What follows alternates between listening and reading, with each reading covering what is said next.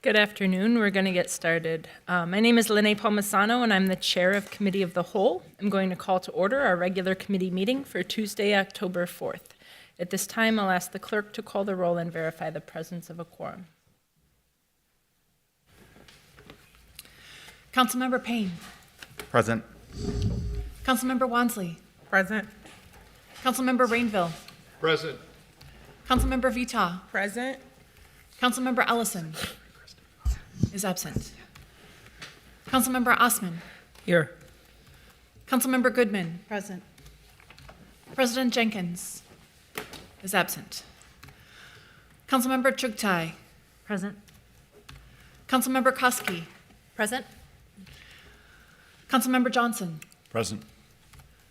Vice Chair Chavez. Present. Chair Palmisano. Present. That's 11 members present. Thank you. Let the record reflect we have a quorum, and I did just see the council president. I know she'll be in just a couple of minutes. We have 2 items on our published agenda today, in addition to our reports of committees that have met this cycle. The first item is a resolution calling on the United States to lead global efforts to relieve famine and food insecurity in the Horn of Africa, and applauding the delivery of aid and nourishment to the region. Colleagues, normally a policy resolution of this type would go through our Intergovernmental Relations Committee. However, as you know, that committee only has regular meetings during the legislative session. So therefore, we're bringing this resolution through the Committee of the Whole. I understand that Councilmember Osman plans to read that resolution at our regular council meeting on Thursday, so there isn't a planned presentation today. Is there any discussion on this item? Seeing none, I'll move approval of this item, and we can just do this through a voice vote. All those in favor, please signify by saying aye. Aye. Opposed, say nay. That carries, and that resolution is approved. Thank you. The next item is the primary focus of today's meeting. That's the proposed Omnibus Government Structure Ordinance, which implements the Executive, Mayor, and Legislative Council form of government that voters approved last November. At our last meeting, Managing Attorney Susan Trammell provided a section-by-section summary of the draft ordinance. All council members were invited to submit proposals for any amendments, and we will be considering those amendments today. Before we get started, I wanted to ask the city clerk to remind us of the process and the timeline for acting on this ordinance. Mr. Carl? Thank you. Good afternoon, Madam Vice President and committee members. As noted, I'll briefly review the process and timeline before the body takes up amendments. Those amendments were distributed late yesterday afternoon, and as always, the information about proposed government structure can be found in the files that are linked from today's meeting agenda. In addition, we have created, and I've noted in previous presentations, a central clerk file in LIMS that provides access to all of the reports, formal actions, agendas, presentations, and other materials that relate to this topic. That clerk file is CF 2022-00007, and all of that information is also available from our government structure website that is available from the city's primary website. I'll also note that the amendment packet for consideration today is linked from the meeting agenda and available for public access, and we have additional printed copies that are available for those in attendance for this meeting, available from the clerk. So as a reminder, the proposed ordinance presents what we've termed an omnibus ordinance on government structure. It's the single largest and easily the most complex ordinance that we've considered here at the City Council's level in memory. The ordinance is a companion piece to the voter-approved charter amendment, which established the Executive, Mayor, Legislative Council form of government. As previously reported, while that charter amendment imposed a new system of governance, primarily focused on roles and responsibilities of mayor and council, it left to our elected policymakers the task of designing the city's administrative structure, that is, how to organize the various departments that deliver city services and programs. And this ordinance, as drafted, would amend the city's code of ordinances by creating 6 new chapters in Title II dealing with administration. These new chapters are listed on this slide for reference. At a broad level, the chapters define the new form of government. They address the city council as the legislative body. They address the mayor as the chief executive, and they define the city's administration, including those that are executive offices and the remainder, which are administrative departments. Managing Attorney Susan Trammell reviewed the entire draft ordinance at the last committee meeting. That formal presentation followed a series of briefings with council members and several months of public presentations and other discussions all of which began following last year's election, including during our orientation for newly elected council members. In total, the city has been working to get to this point for 11 months now. The original draft that was reviewed by Ms. Trammell at the last meeting reflected the mayor's original proposal, along with those adjustments that have been made to reflect the input of council members during those many months. I'd like to review the anticipated timeline. As a reminder, today is the markup session where the committee will process the proposed amendments that have been submitted by individual council members. Amendments approved today will be forwarded to the full council for its consideration at its regular meeting on Thursday this week. Those amendments that are finally approved by the full council will then be submitted to the mayor for consideration. And once we have all final approved amendments, staff will then prepare a new draft ordinance and post that updated draft ordinance for public access in advance of the public hearing scheduled for the next committee meeting on Tuesday, October 18th, starting at 1:30 p.m. After the public hearing is concluded, the body then would be ready to finalize the ordinance and submit its formal recommendation to the full council for consideration at the council's regular meeting on Thursday, October 20th, starting at 9:30 in the morning. As you know, in all cases, we want to complete action on the ordinance no later than November 17th, before the Thanksgiving break, so that we can ensure that any necessary adjustments to the proposed 2023 budget can be made to reflect the final operating structure that's approved by council and mayor. Council is set to take final action on the 2023 budget at its adjourned meeting on Tuesday, December 6th, starting at 6:05 p.m., starting with the final public hearing, followed by the final vote. I'd like to end with this slide and leave it posted for reference through the meeting. Here we've listed all of the amendments that are included in the amendment packet that you have. The technical amendments from the chair reflect a variety of corrections to that original draft, primarily identified by attorneys from the Office of City Attorney and other operating departments. Assuming that those technical amendments are adopted, then that copy of the draft ordinance becomes the new base from which all of the other proposed amendments will be considered. You can see from this slide that in addition to the technical amendments, we have a series of 8 other proposals from council members. We'll present them and consider them in order by section within the draft ordinance. Provides a very logical sequencing to the presentation of each of those ordinances if we take them up in order by section. And that completes my introduction, Madam Chair. Are there any questions for Mr. Carl? Councilmember Payne. Thank you, Madam Chair. Yeah, I would just like to move the removal of my motions. I'd like to withdraw those motions since there's significant overlap between what I'm trying to accomplish and what Council Members Wansley and Ellison have proposed, and I think that will help clarify and simplify this discussion. Thank you. I think that without any dissension from the people here, that we can just go ahead and remove that. Just to clarify, is that 6A and 6B? Correct. Thank you. So we'll remove the amendment proposals 6A and 6B, and so we'll go through 1 through 5 and then over to 7. Thank you. So with that, we'll proceed to consider all of these other amendments that have been prepared. You should have in front of you this amendment packet. Staff has put these in order according to section. The first is a series of amendments that are technical. These were identified by the City Attorney's Office, and I've agreed to sponsor these as lead author on the ordinance. These technical amendments will be taken up in a single vote unless there's any objection.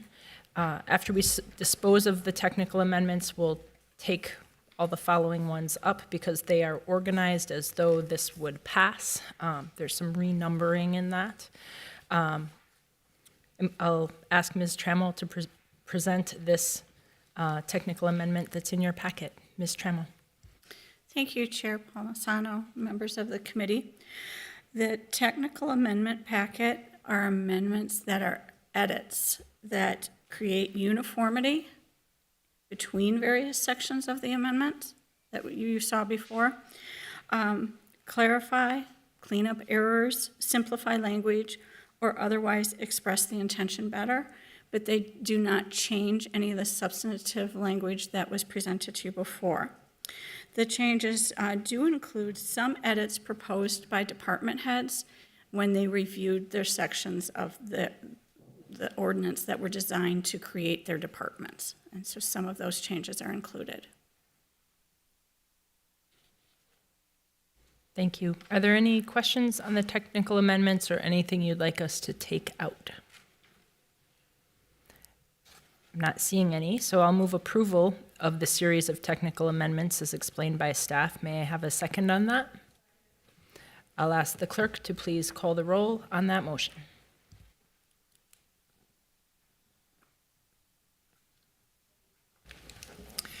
Councilmember Payne. Aye. Councilmember Wansley. Aye. Councilmember Rainville. Aye. Councilmember Vita. Aye. Councilmember Ellison. Aye.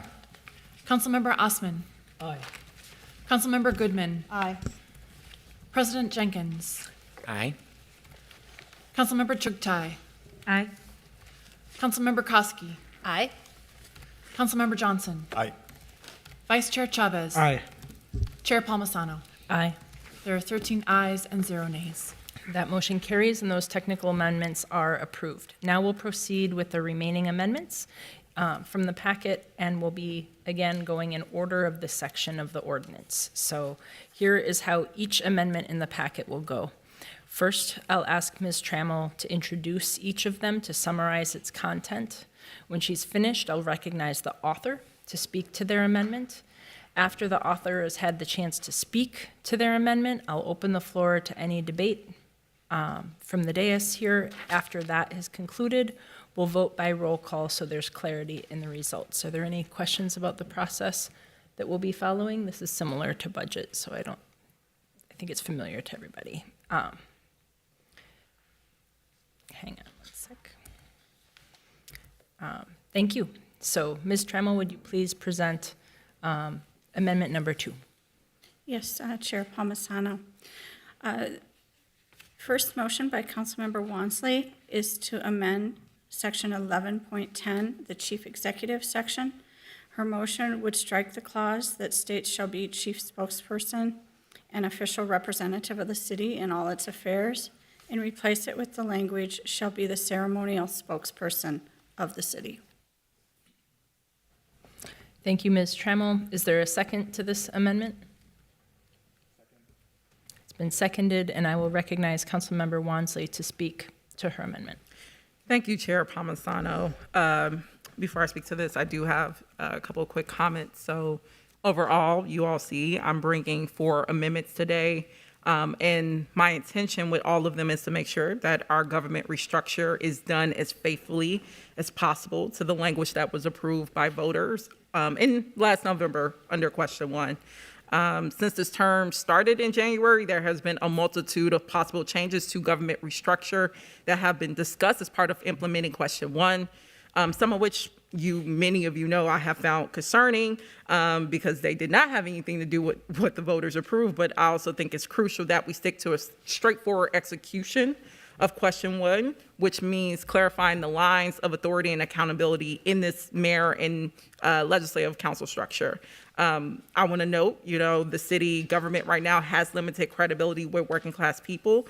And the last thing we need to do is to give the perception that we will misconstrue or contort the mandates that the voters give us. In fact, St. Paul City Council just showed a bad example of this, where they took a rent control policy that was fundamentally approved by voters and altered it drastically to appease corporate developers. This is bad for democracy and shows people that they shouldn't trust elections or elected officials to carry out their work in good faith.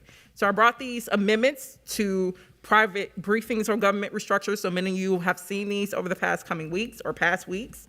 Some of them were approved in conversations and integrated into the draft that we're looking at today.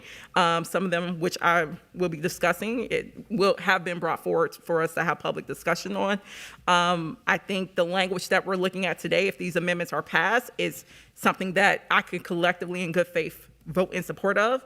And I also, want to note that this is just part of the work. As you noted, we're going to have to do a lot of work on the budget side to make sure that everything that we approve under this structure is fully funded so it can be successful. And I also want to take the opportunity to thank my colleagues who worked to integrate many of my suggestions in earlier conversations and in private briefings.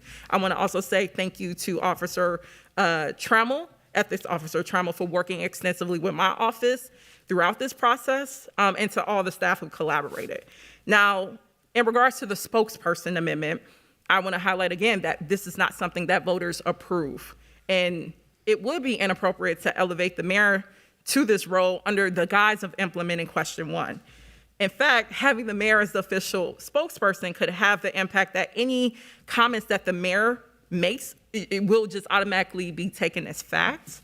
And that would have caused problems even earlier this year, we saw in the spring, in regards to the Department of the Human Rights consent decree.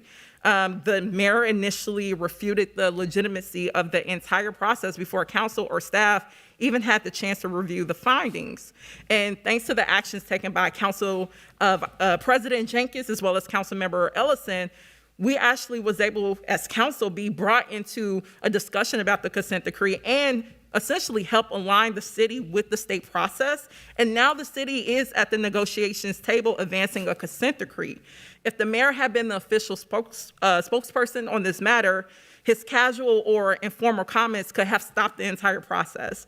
So I think it's totally appropriate, as what our amendment shows, for the mayor to be a ceremonial spokesperson, which is currently how it's described, and that's what this amendment corrects. Thank you. Is there any discussion on this proposed amendment? Council President Jenkins? Thank you, Madam Chair. I guess I'm not clear what a ceremonial spokesperson is or what their duties or responsibilities would be.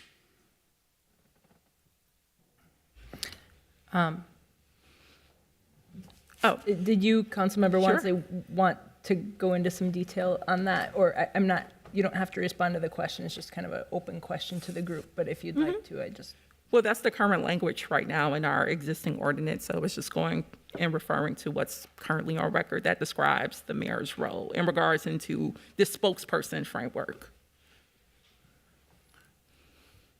Maybe the city attorney can explain what ceremonial duties are. Chair Palmisano,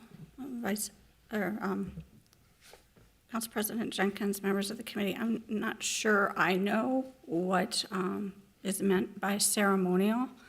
I can tell you that when I review this in a legal manner, I believe that the language that was in there before, the law supports as being the inherent executive functions of the mayor. So the mayor being the chief spokesperson and official representative of the city in all its affairs is the language that was in the proposed ordinance before you. And as the Charter Commission stated when it presented the executive mayor and legislative council charter amendment, the one that was adopted by the voters in November, they stated in their accompanying memorandum, the most significant change our proposal makes is the explicit declaration that the mayor is the city's chief executive officer and is responsible for its executive and administrative functions. Okay. So the charter now in the first lines of Article 7, Section 7.1a now states the chief executive officer is the mayor in whom the city's general executive and administrative authority resides.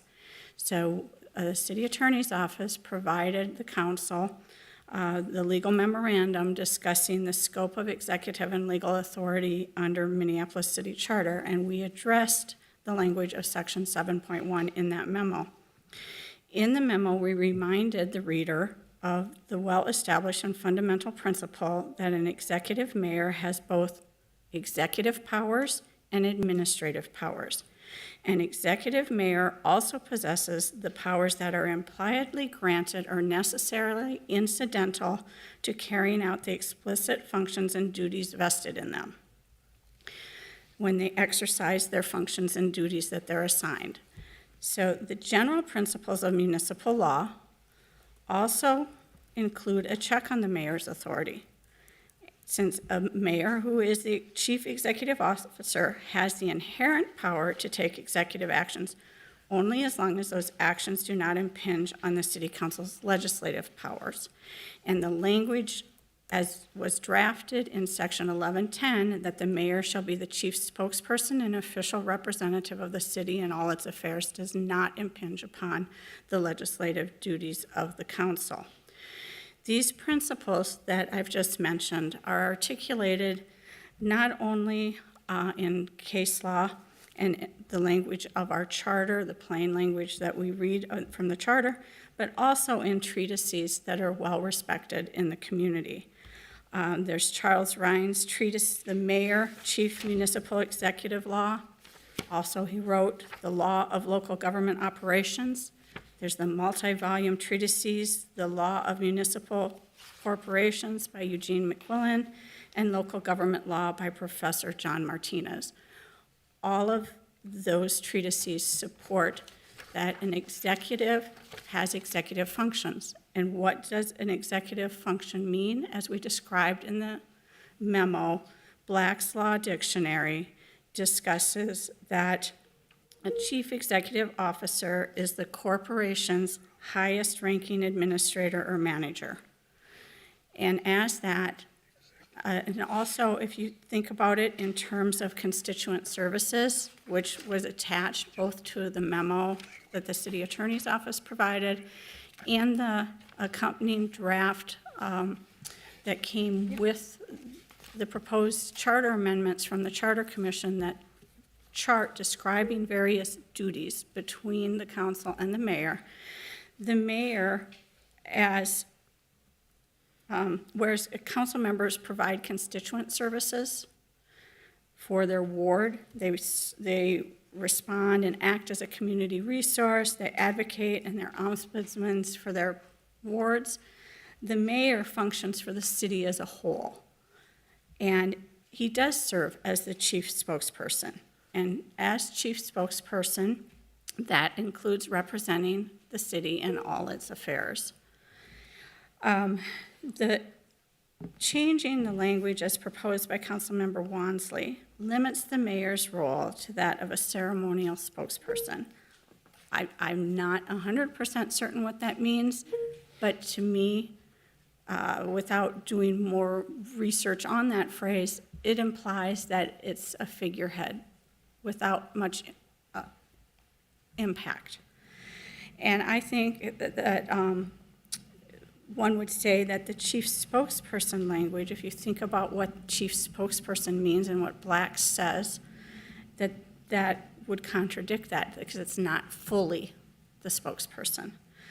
I think the proposal is also contrary to that which is established by the treatises that I mentioned, and doesn't fit within the executive legislative council framework that was intended by the Charter Commission and adopted by the voters.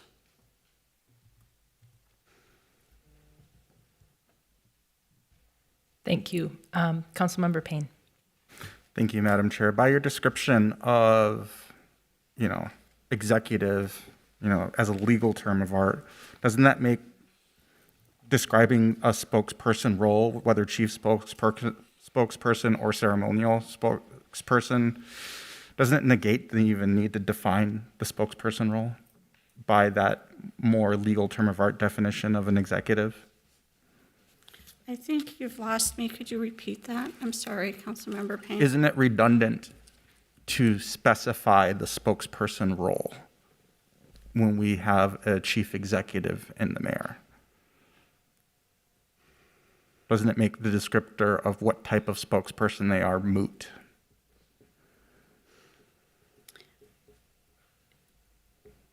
Chair Palmisano, Member Payne, members of the committee, I think that when you use the substitution, ceremonial spokesperson, implying something less than the whole, then you run into problems. Versus, I'm suggesting versus just deleting the sentence because it's already embedded in the concept of the mayor being a chief executive. One could argue that, but then you would have a blank there, whereas using the language as in there clearly states what was intended by the commissioner when they proposed the charter amendment. Couldn't it be argued that what they intended was for the mayor to be a chief executive with all that that entails as established by case law and precedent? Chair Palmisano, Member Payne, members of the committee, yes, one could argue that we would need no ordinances whatsoever, that the mayor is the chief executive, end of sentence, and nothing else is needed. Council is the legislative body, end of sentence, end of section, no more details. But it's the details are what get us to function well on a day-to-day basis. Yes, on the maximalist approach, that's what you could do, but I'm suggesting here for this specific amendment that's before us, we're strictly talking about the modifier in front of the spokesperson. Is it ceremonial or chief spokesperson? Could we resolve that conflict by just getting rid of this sentence? Councilmember Payne, now I'm a little bit lost. What are you suggesting as the? If you just struck this ceremonial descriptor from the role of the chief executive, I feel like it kind of addresses some of the concerns of Councilmember Wansley while honoring the reality that the mayor is the chief executive of the entire enterprise. I think if you'd want to wordsmith this and suggest it as a substitute motion, I think what we're talking about back and forth here is really more of, you know, you can just end this sentence and you can choose instead to do it the way that Councilmember Wansley has proposed here. But if there's another suggestion, then I don't want anybody up here to be confused, and maybe I'm the only one that is, but about what we're talking about on the floor. We can move on to Councilmember Johnson if Okay. that's appropriate. Thanks. Councilmember Johnson? Thank you, Madam Chair. I had a chance to chat with Councilmember Wansley, and I'll offer up a substitute motion that I think gets at the intent here. And this would actually be the original language that was proposed, but just swapping out the word city with the word executive branch. And so I just put it in the chat so that everyone can see the language. So that would be the substitute motion. So pretty much the same as the original draft that came forward from staff, but just swapping out the word city with executive branch. So happy to make that motion. All right. Councilmember Johnson has made a substitute motion. The language is in the chat in our queue. So instead of the red underlined part from Councilmember Wansley, it says, "and shall be the chief spokesperson and official representative of the executive branch in all its affairs." Is there a second on that substitute? Second. There's a second. And then, Councilmember Wansley, is it fair to say this is a friendly amendment, and so we can replace this? Okay. So then, this item is up for discussion. Is there any discussion on this substitute in the queue? Councilmember Osman. Thank you, Madam Vice President. I want to get back to the to you, ma'am. Do you see this as you described the last one, blank? When Councilmember Payne suggested to delete the ceremonial part, what's your take on this, if you don't mind? Chair Palmisano, Member Osman, members of the committee, if I understand your question correctly, Councilmember Osman, you're asking if I think this language executive branch has an impact greater than or equal to that which the ceremonial spokesperson language had. I do think it's fairly equivalent to the ceremonial spokesperson language because it's the way it's designed as a chief executive, you speak for the enterprise. And then you're accountable for what we're saying. We wanted this system with one person responsible and accountable for what happens. And yet now we're saying that, but they're not going to have the authority to speak for the whole place. So I think it creates the same problems. Thank you, Councilmember Wansley. Thank you, Chair Palmisano. I think it's very clear the reason or why I support Johnson's friendly amendment is because we're talking about, and Councilmember Payne raised this, it's very clear that questions approved under question 1, or voters approved under question 1, that the mayor will hold executive authority. They can speak on that branch. I do want to note, we are still in existence in this new restructure. And there is consideration of how that spokesperson role interacts with the council. That's why I raised the concern around even, the Minnesota Department of Human Rights. We saw how easy that could get blurred. Also, I want to note, all of us sit on various boards and committees related to housing, to transit, to climate, and a whole host of other issues. And designating the mayor as the official spokesperson also confuses our role as representatives of the city in these official bodies. So this is really, again, to help crystallize and clarify those lines of authority and accountability on the executive side and also on the legislative side. And I don't think this is really much of a controversial thing. We know the mayor will speak on behalf of the executive body, but we also, as council, we have a shared responsibility of speaking on the interests of the city apparatus and enterprise too. Councilmember Johnson. Thank you, Madam Chair. And I think maybe I'm a little hung up on that opinion, Ms. Trammell, because when I think of the federal level, I think of the executive branch as containing, HUD and containing the Department of Defense and containing all the different departments and really the where the rubber meets the road.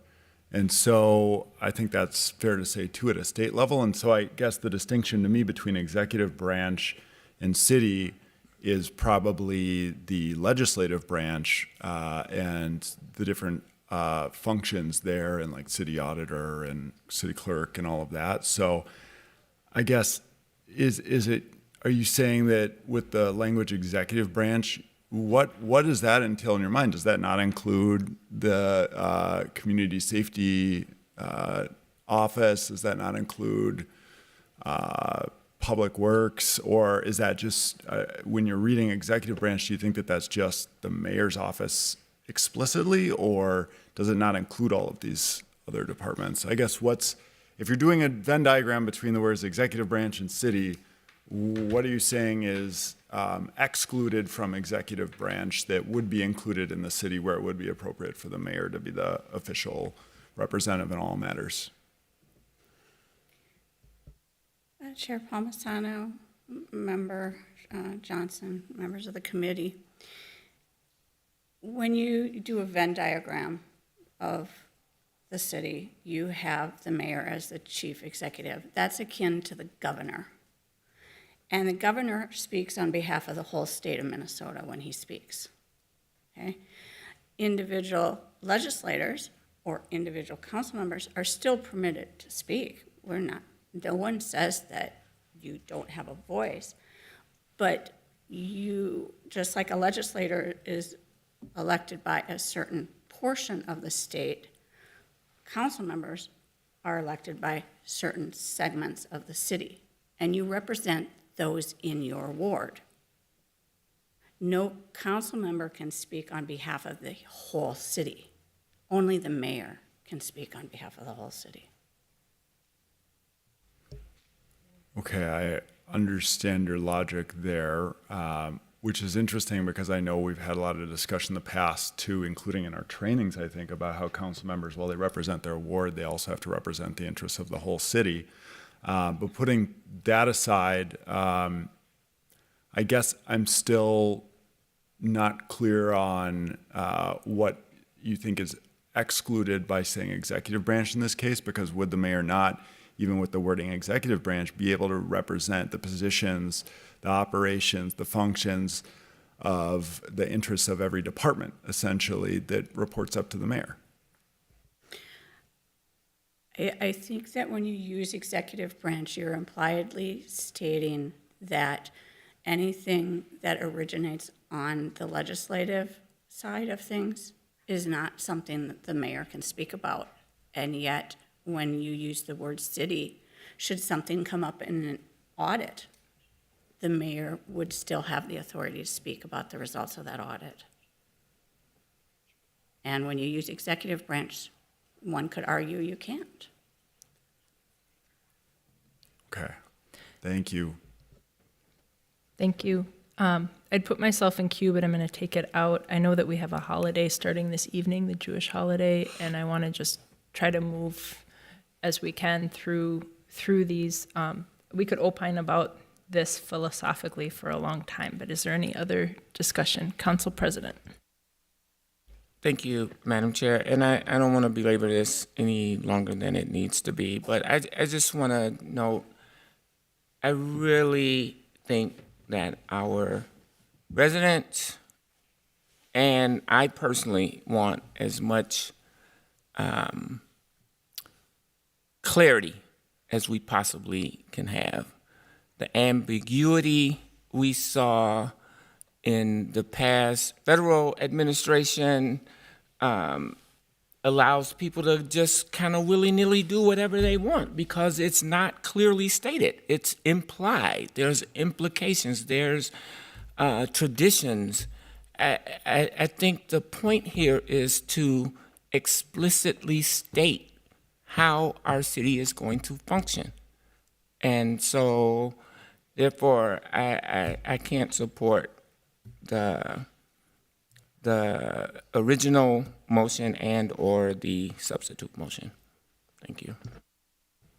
Thank you. Is there any further discussion? Seeing none, I'll ask the clerk to please call the roll. Councilmember Payne. Aye. Councilmember Wansley. Aye. Councilmember Rainville. No. Councilmember Vita. No. Councilmember Ellison. Aye. Councilmember Osman. No. Councilmember Goodman. No. President Jenkins. Nay. Councilmember Chugtai. Aye. Councilmember Koski. Nay. Councilmember Johnson. Aye. Vice Chair Chavez. Aye. Chair Palmisano. Nay. That's 6 yeas and 7 nays. Lacking a majority vote, that amendment fails. We'll move on to amendment number 3. Ms. Trammell, could you please present that next amendment? Thank you, Chair Palmisano. Amendment number 3 by Councilmember Wansley is to delete section 11.30C, which relates to the section regarding powers with respect to city council, and would delete the requirement that the mayor submit for the council's consideration comprehensive policy which shall address the city's physical, economic, social goals and objectives, to identify relevant policies, plans, and programs to achieve such policy, and 3, set priorities for attaining them. That would eliminate the requirement the mayor submit them to council for consideration. Thank you. Is there a second to this amendment? Second. This amendment has been seconded, and I'll recognize Councilmember Wansley to speak to this amendment. Yes. As Council President Jenkins just shared, that it's important for us to have clarity within this government restructure. Again, every amendment has been, or at least brought from me, has been rooted in that desire. And this amendment is reflective of that, of wanting to clarify the lanes for the executive mayor and the legislative council. I have no interest, and I would hope my colleagues would not have interest in giving more of their authority away, because that would be a betrayal to the residents that we represent. And this amendment blurs those lines, actually oversteps it. Having the mayor recommend legislation to council fundamentally oversteps this line between the executive mayor and the legislative council. It's appropriate for the mayor to give broad strokes priorities, as we've seen done during the State of the City address, but to propose certain policies is not in compliance with this new structure that we say we want to be reflective of both protecting our authority on the legislative side while also honoring the wishes of voters for question 1. I think this will actually confuse the public to hear the mayor discussing policy proposals when he has no authority to create policy. The task of the executive is to administer the policies that the legislative body creates. So again, if we're going to reinforce these lanes, here's another opportunity to do that. Thank you. Is there any discussion on this proposed amendment? Is there any discussion? Seeing none, I'll ask the clerk to please call a roll on amendment number 3. Councilmember Payne. Aye. Councilmember Wansley. Aye. Councilmember Rainville. Nay. Councilmember Vita. No. Councilmember Ellison. Aye. Councilmember Osman. No. Councilmember Goodman. No. President Jenkins. Nay. Councilmember Chugtai. Aye. Councilmember Koski. Nay. Councilmember Johnson. Aye. Vice Chair Chavez. Aye. Chair Palmisano. That's 6 yeas and 7 nays. Lacking a majority vote, that amendment fails. Councilmember Chavez, you're in queue. Yes, Chair Palmisano, I just wanted to reiterate or just explain about why I actually supported that amendment. When we were in private briefings, we were actually told that some of the changes we wanted to make were not going to be applied before an amendment would be made to this body because it was not in alignment with the mayor's budget. I just want to say that this amendment specifically not passing concerns me for the future of this legislative body because it feels like as policymakers, we're going to be told that because we're not in alignment with the mayor's proposed policies that he'll make with this government structure, that we as policymakers can't do our jobs. So I just want to state that for the public record. I've had multiple conversations with people of this body. I had conversations in those private briefings about my concerns for this, and those concerns aren't being met with this. Thank you, Councilmember Chavez. I appreciate your comments, but I don't fully follow them as to why the budget, what we do need to do after we're done with this omnibus government structure work is to make sure that our budget aligns with whatever We both had a conversation, you know what I'm talking about. and we did have a conversation in that office, in my office, and I again expressed that I don't understand that there is a sequence to this, that first we have to do this ordinance structure, and afterwards we are going to need to make a budget that fits this new government structure. So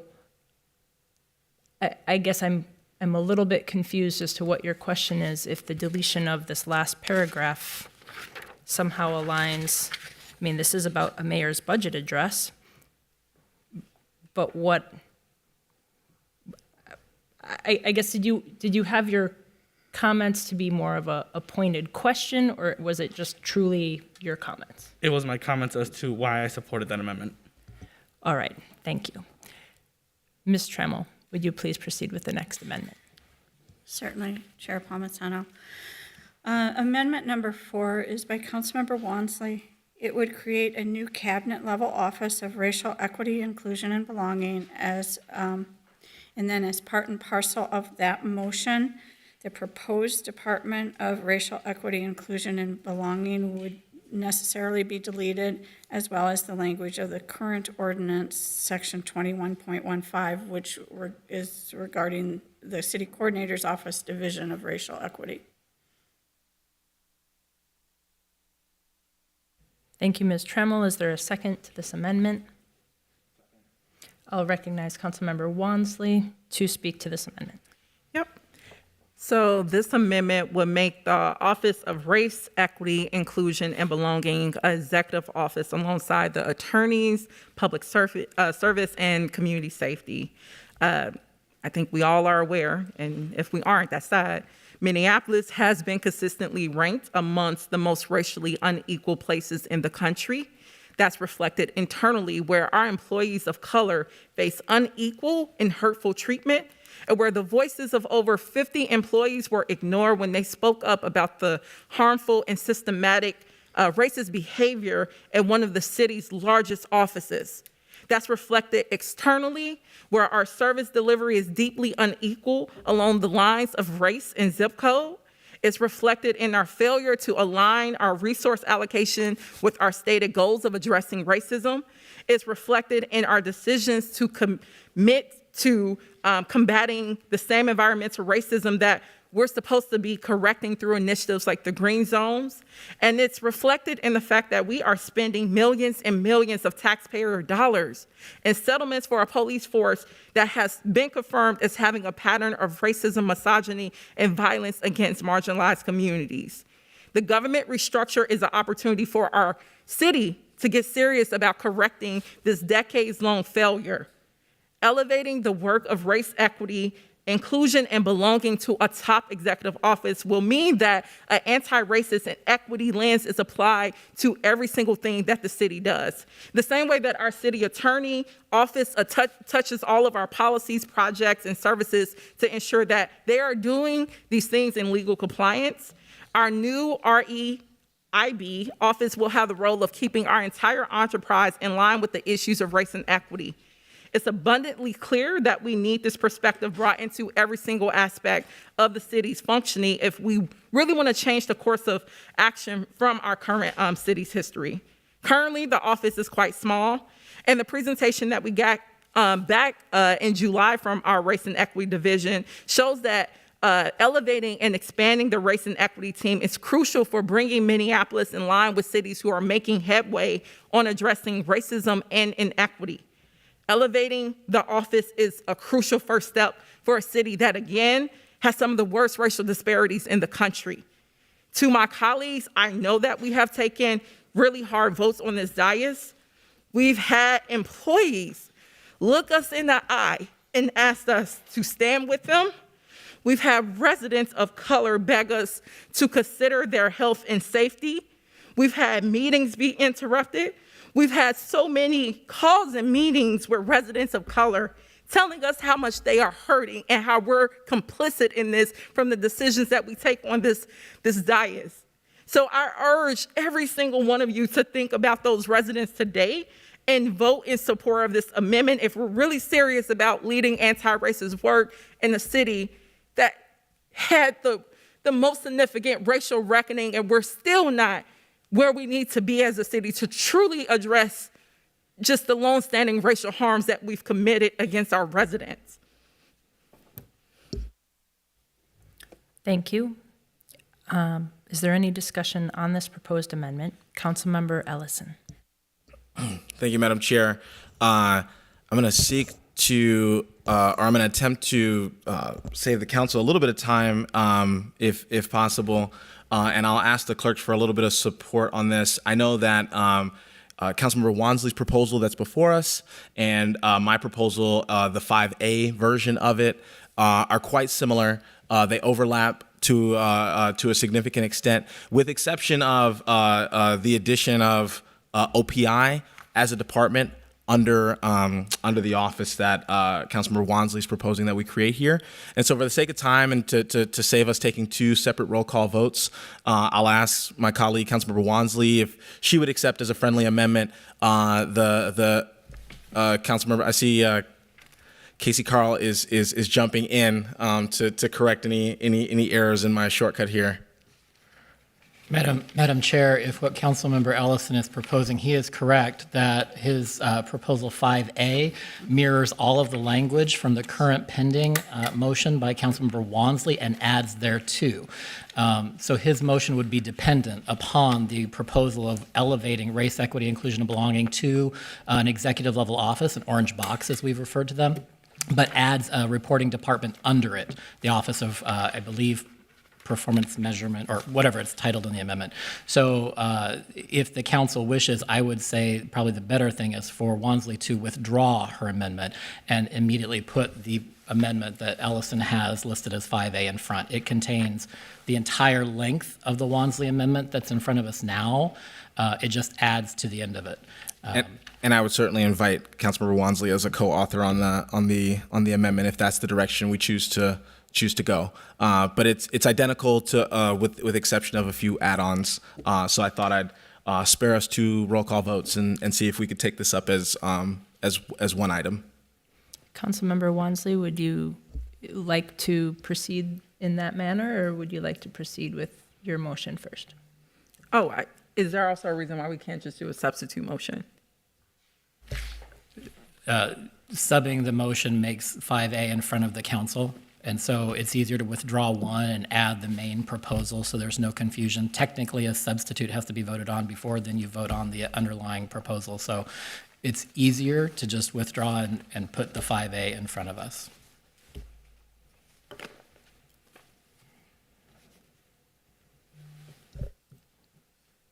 Or a friendly amendment. We literally just did this with So Councilmember Johnson, so. Yeah, if you're offering a substitute, Yeah, then we vote on the substitute, and then if the substitute passes, that's in front of us, and then we vote again. So we end up taking 2 full votes instead of just moving on to the underlying new proposal.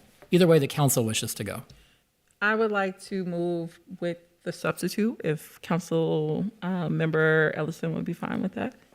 That's fine. Yeah, I was trying to save us 2 roll calls, but we can take 2. But yes, I think that gets us to the same destination. Okay, so then I will offer that Councilmember Ellison chooses to substitute Amendment 5A in place of Councilmember Wansley's Amendment 4. Yes. Is there a second? I assume Councilmember Wansley would second that. Yes. And then I'll ask the clerk to please call the roll on that substitute. Oh, and I'm happy to speak to it once we do the roll call. Okay, I got it. Thank you.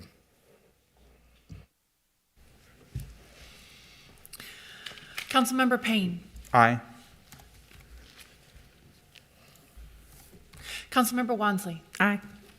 Councilmember Rainville. Nay. Councilmember Vita. Aye. Councilmember Ellison. Aye. Councilmember Osman. Aye. Councilmember Goodman. No.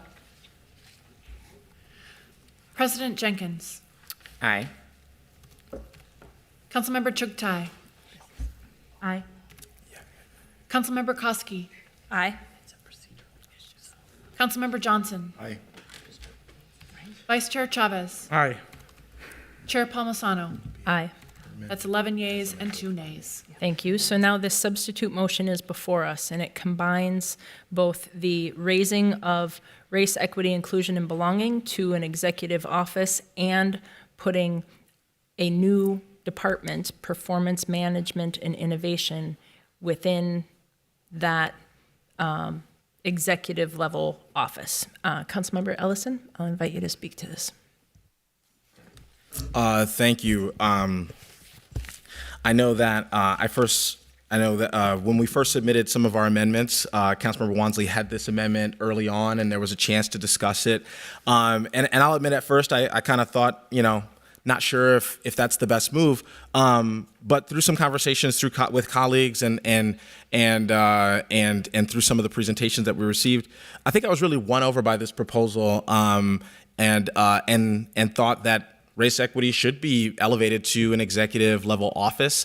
There was some pushback, I think some feedback in the realm of, well, it's a small office, it doesn't host a lot of departments. And we also learned in one of our presentations how the Department of OPI, the Office of Performance and Innovation, would essentially have to jettison its innovation function if it was to move over as written onto the legislative side.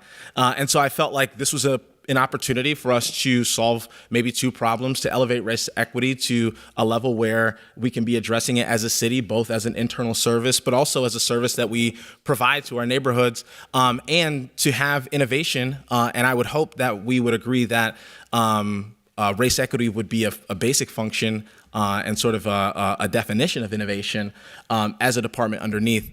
I felt like both offices could achieve their work. I know that there were some early conversations in government structure that moved OPI over to the legislative side. But for my colleagues who weren't present at that presentation, we learned in real time that they would be that their work would essentially be reduced to performance measurement only and not innovation. And I think about what they've offered as a part of the innovation portion of their mission, and obviously the canopy contract, the public health response that we've now integrated into 911 is a part of the innovation that the office has to offer. Same with the 911 study was something that they did.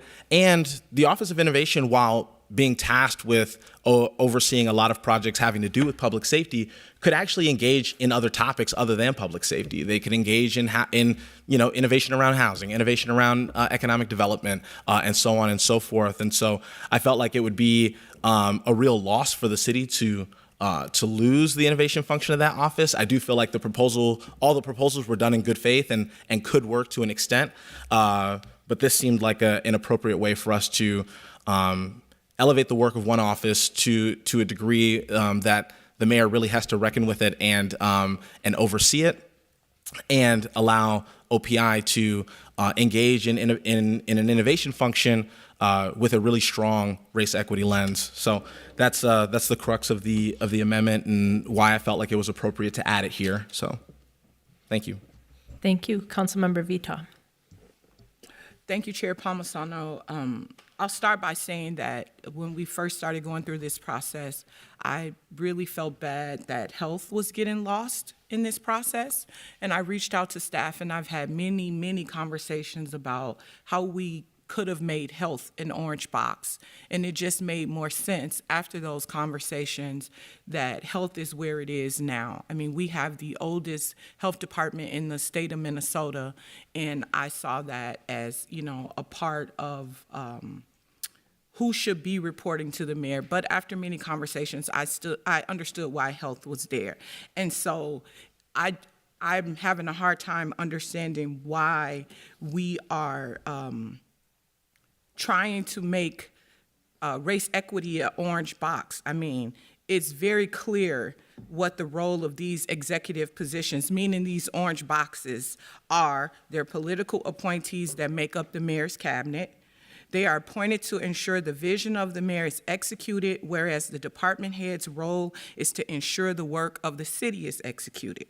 Limiting the political appointment process to just 3 offices, which are community safety, public service, and the attorney, enables the enterprise to secure professional administration that is permanent, that is consistent, and enduring beyond the changes of our elected offices.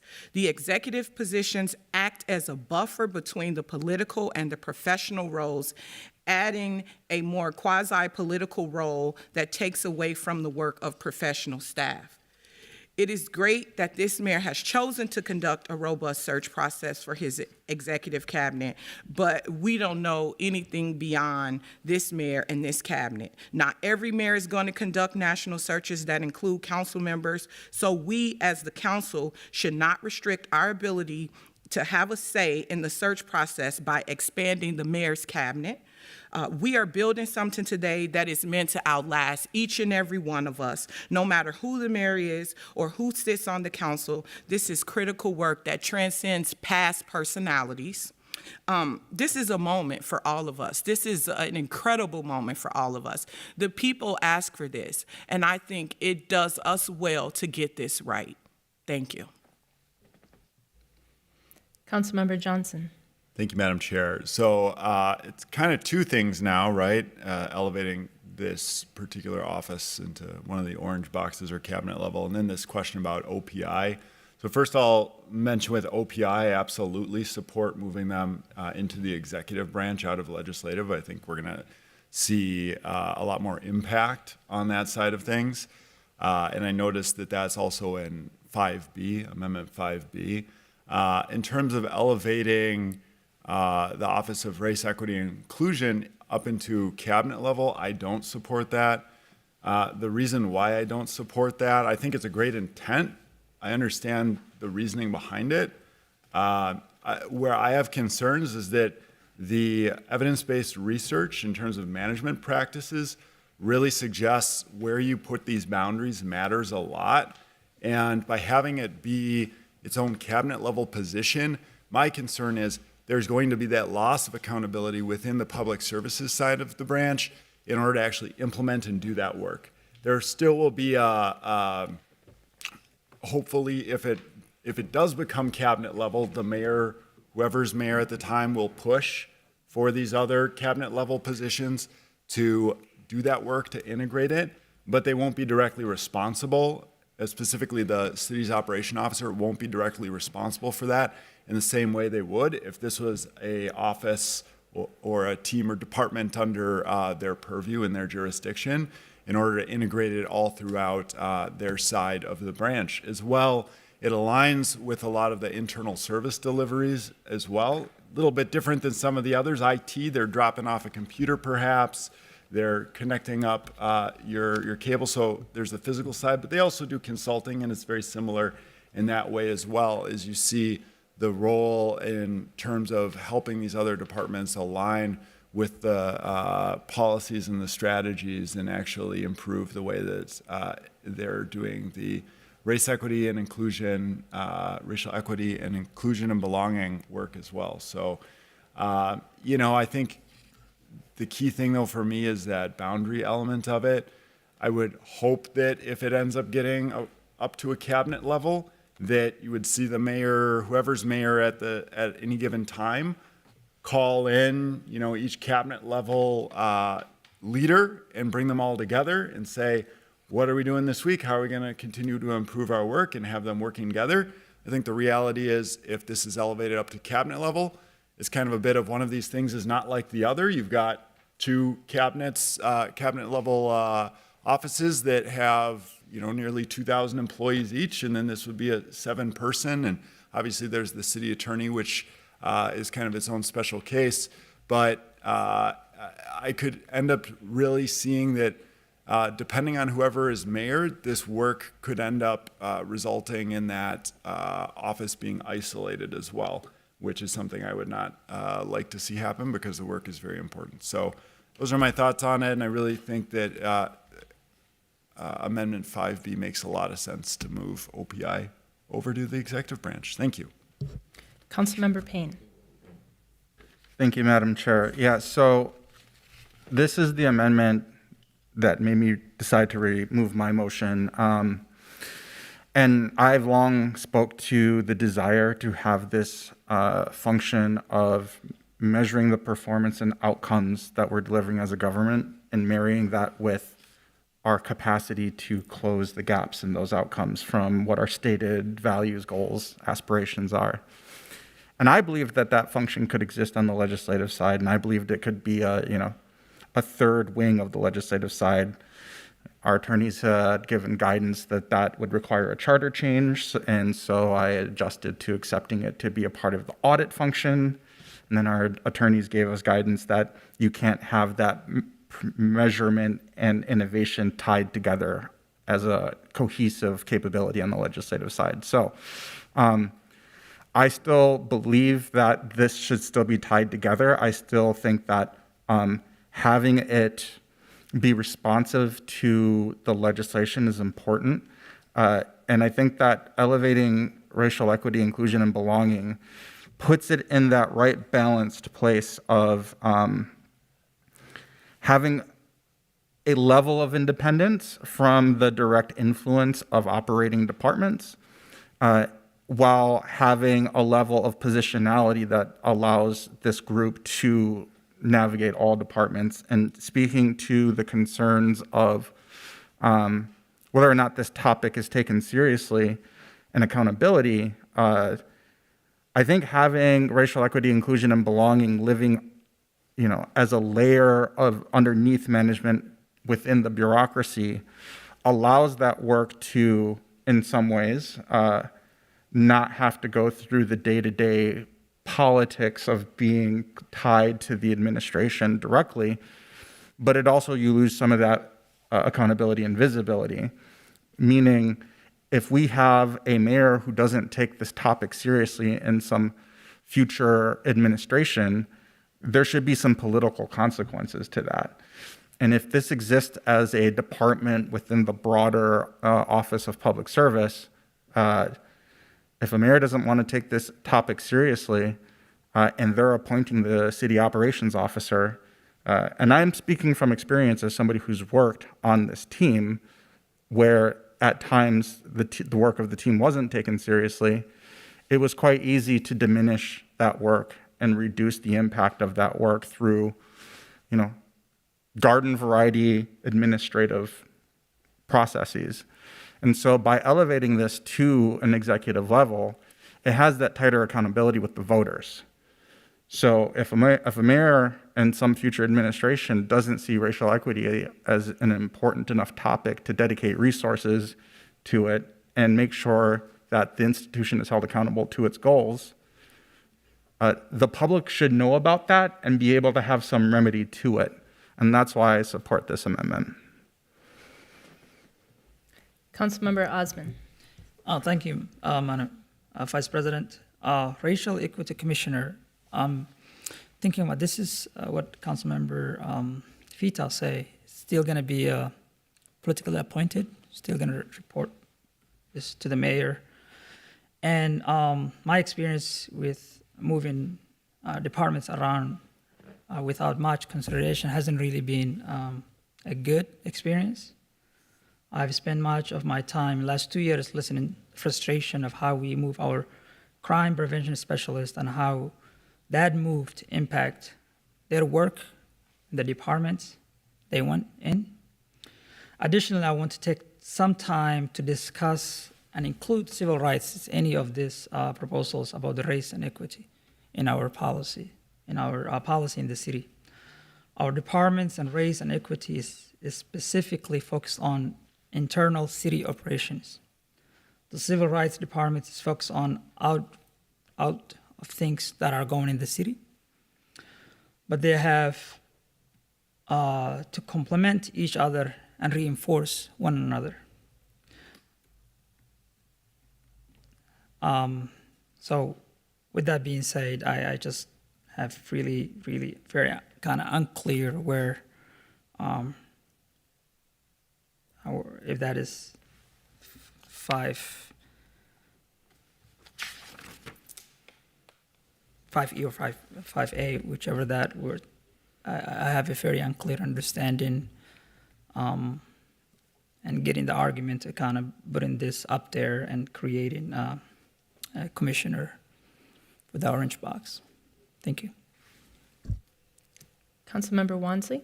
Yes, I just want to do some level setting about the amendment in terms of the consideration around where this came from, its goals, and the outcomes of it, because I've heard some of those questions come up now. The reason why we're bringing this forward as a recommendation for our orange box is quite simple. The city of Minneapolis is racist. We literally have the person, the individual who authored the amendment that declared racism as a public health. We have Council President Jenkins who recognized that and was responsive to that. We have the MDHR findings that show that one of our most prominent departments is also racist. We had 50 employees of color come out and share their experiences about one of our, again, largest city departments, racist. It's very, very simple. We are not doing a good job when it comes to racial outcomes, and this department is responsive to that. It's also very clear in delivering racial equity or administering it, the executive office is a far cry from being successful in that work.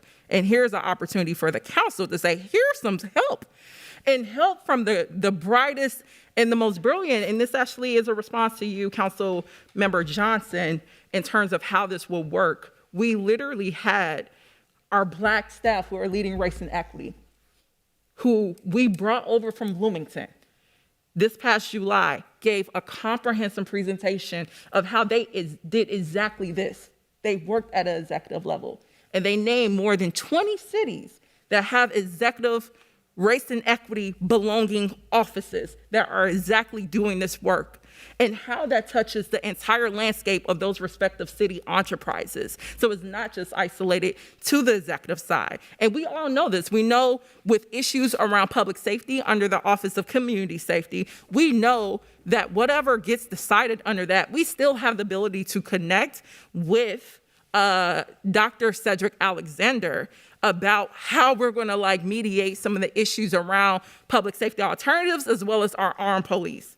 So I do want to note, and I'm responding directly, it's not, I see Council Member Johnson, you raised the point about decorum. I'm responding to concerns directly, and that's not an issue of being disrespectful. That's responding to the concerns that were brought up directly. So I want to note again, our staff, Black and brown staff, said that this is the best way forward, and other cities are doing this work. I also want to raise the last point around Councilmember Osmond's question. You mentioned around race and equity's charge right now is really focused internally. Earlier this year, you will recall that one of our trainings, we review the strategic race and equity plan. That's a plan that we adopted around race and equity priorities that's not just relegated to our internal divisions. That shapes how we administer services or policies on behalf of the entire city. That ESRI plan is broken up by zip codes. It's supposed to support even the implementation of new initiatives in our communities to address racial inequality. So race and equity is not charged with just solely doing internal work. And we already have policies in place that's guiding that external work. And all of this helps support to elevate them up where they need to be and where they should be. Keeping them as a department is a disservice. It's crumbs. Because we know as a city, all of us know collectively, that we are not good in a racial place and have done harmful things on racial bases on and to our constituents. And it's very clear, I'm sorry, Councilmember Goodman, if I'm interrupting you, but I'm speaking. But it's very clear we need this. Councilmember Vita. Thank you, Chair Palmisano. I just wanted to share now some of the reasons why I support race equity remain in a department. You know, this is new to me. I'm in my, 10th month now, and I've learned a lot about this department. It's a newer department for the city, and I'm expecting to learn more. But there are many reasons why race, equity, inclusion, and belonging has been elevated to the full department level. Their important work needs to stretch across the enterprise and not be limited to one department. Their efforts to reshape our enterprise's culture is something that is best accomplished through buy-in rather than by directive. Their short and long-term work, not mirrored in the political disputes or personalities or any given administrations, thus not an executive position. It's everyone's responsibility to do the work of advancing race equity, not just one department or division. Elevating race equity also allows for a properly staffed and positioned department to lead and assist all departments and all city staff in this effort.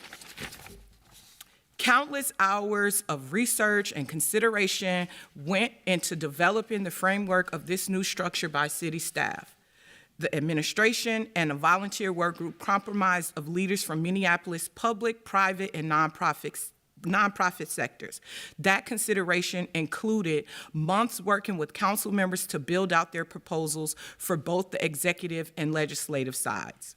We are ensuring that race equity work is done throughout the entire city enterprise, not simply orbiting other departments. The proposal before you regulates race equity and belonging to an island unto itself without the proper resources and supports built into the Office of Public Service. What the proposal before us today does is cosmetic.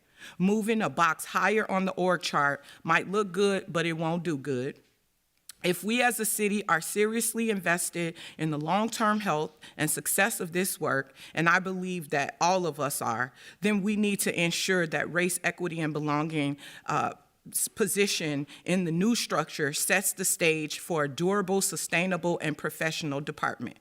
Our commitment to racial equity work includes eliminating barriers and gaps between races, but it's also more than that. It's about increasing success for all groups in every facet in the city's work. Installing the effort in the Office of Public Service is the first step in building that success. Thank you. Thank you. Councilmember Koski. Thank you, Madam Chair. I just had a quick question for Ms. Trammell, if you were able to.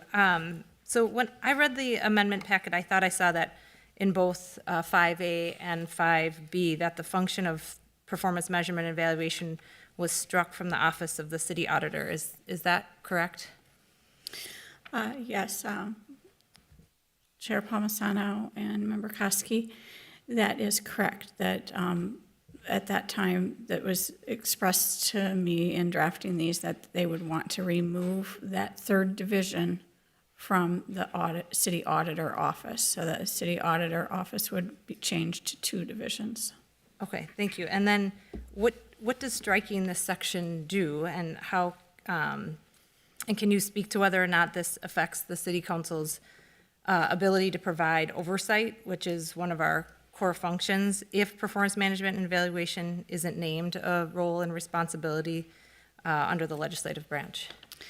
Yes, Member Koski and members of the committee, if you look at the ordinance as drafted for the Office of the City Auditor, it still continues to read that it shall provide independent, objective assurance and consulting services to evaluate and improve the effectiveness of the city's operations.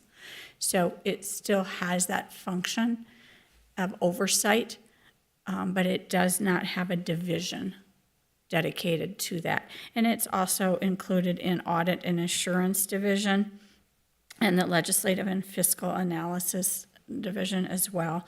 Specifically in the Legislative and Fiscal Analysis section, provides professional, nonpartisan research, analytical consulting services to the City Council and its committees in the performance of legislative, policymaking, and oversight functions. So those functions are still there. Thank you. Thank you.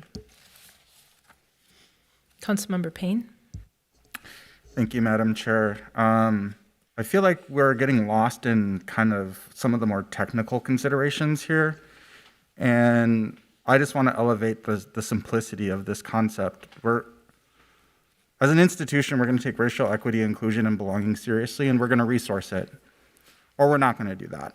So it's our determination how seriously we want to take this topic, and it's our determination on how much we want to resource it.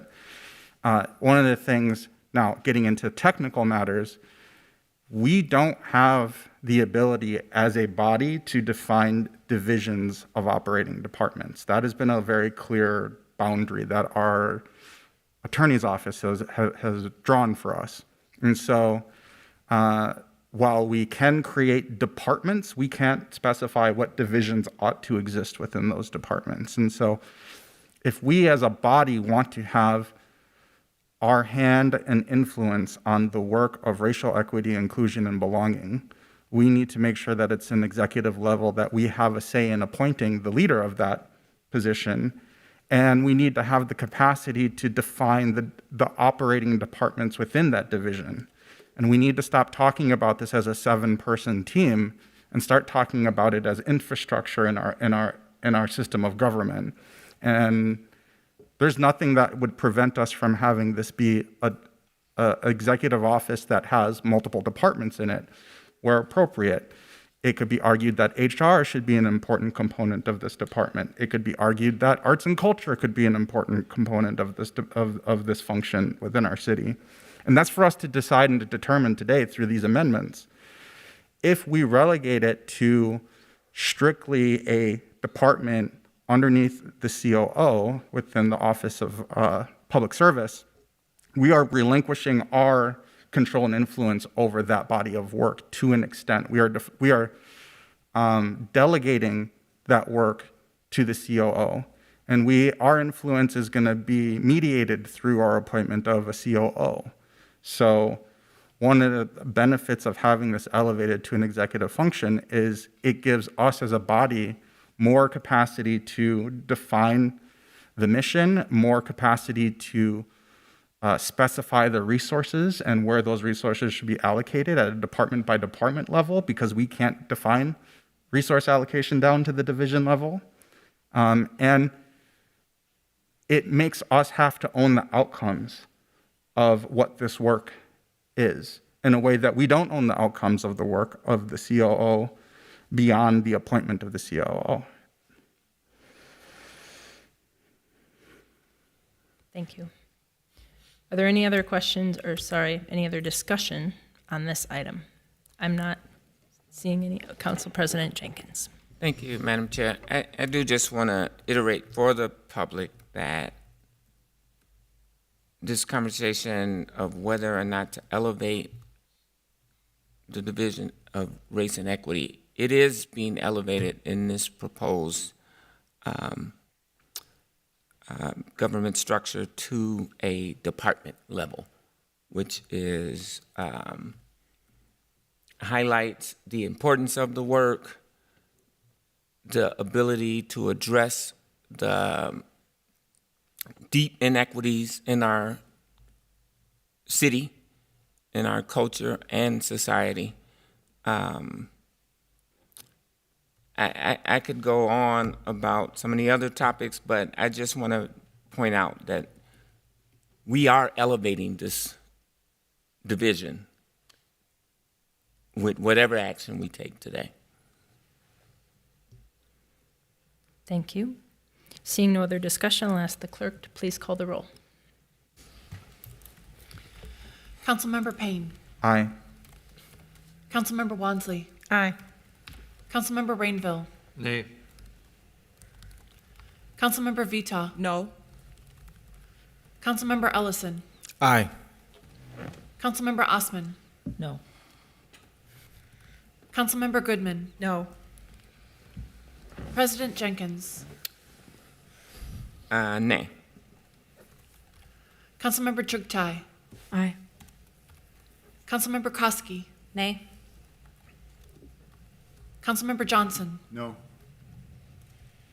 Vice Chair Chavez. Aye. Chair Palmisano. No. That's 5 yeas and 8 nays. Lacking a majority vote, that amendment fails. Next, we'll be moving on to Amendment 5B, and I'll ask Ms. Trammell to please present that motion.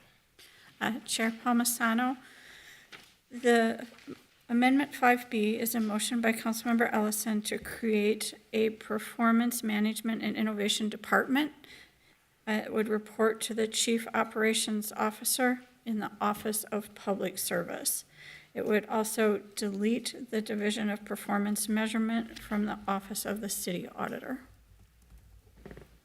Thank you. And Councilmember Ellison, did you want to speak to this amendment? Yes, I'll be brief because I covered it in the previous amendment.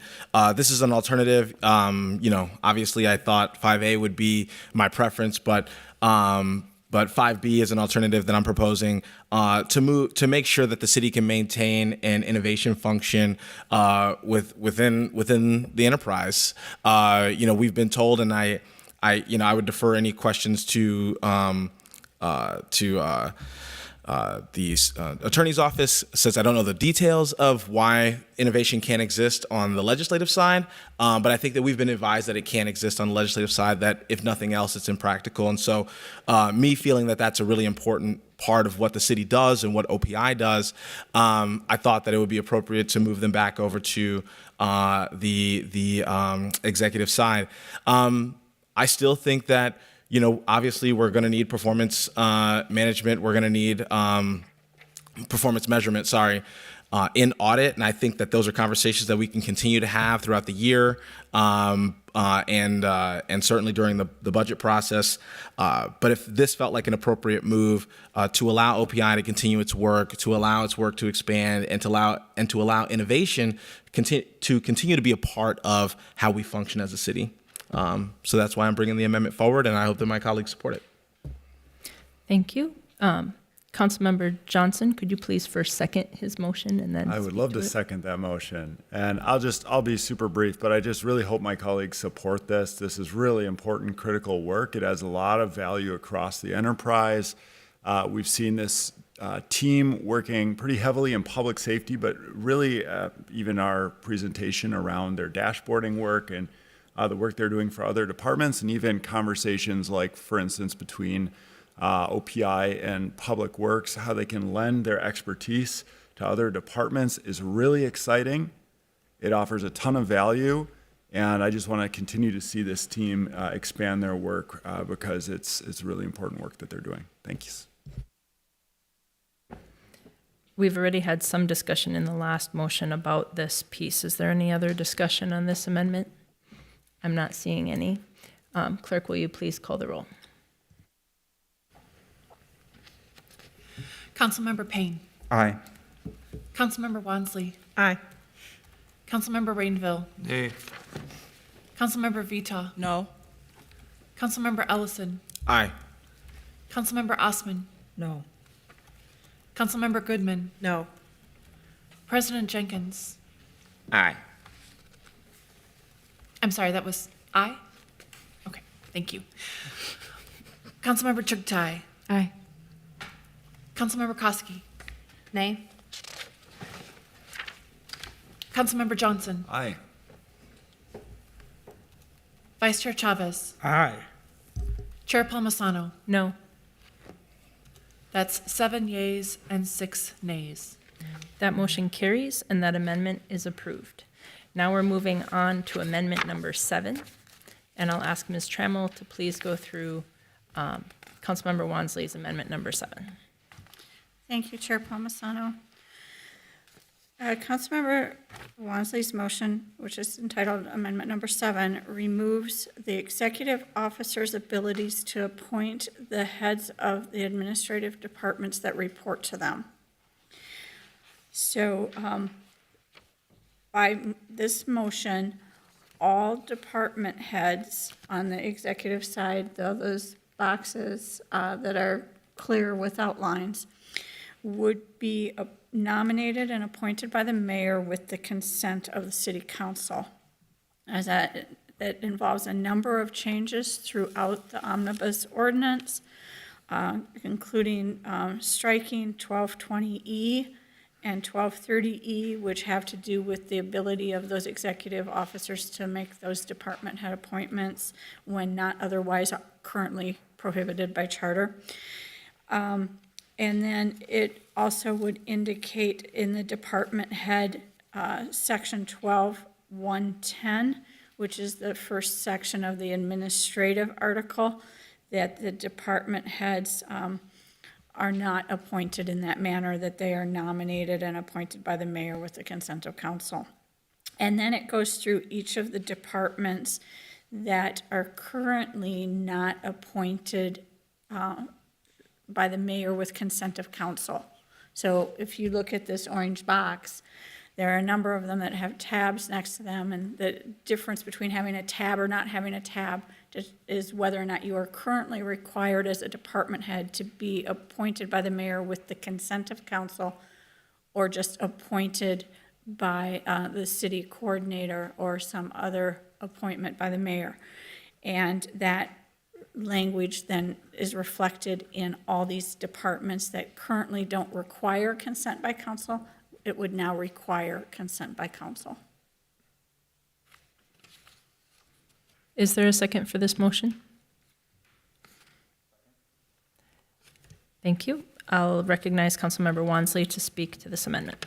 Thank you, Chair Palmisano. So this amendment will standardize the process for appointing department heads so that every appointment has the same process, which is mayor appoints, council approves. As per all of my amendments thus far, it's contributing to a healthy checks and balances that is good for democracy and improves our level of standardization, which is also good for transparency. I am aware that, this morning our interim HR director emailed City Council expressing concerns that adding public hearings would discourage applicants who see or would see it as an additional hurdle or barrier to the position that they're interested in. And I will say, I think that if applicants fear public accountability, then frankly, they probably are not a good fit for our city at this moment.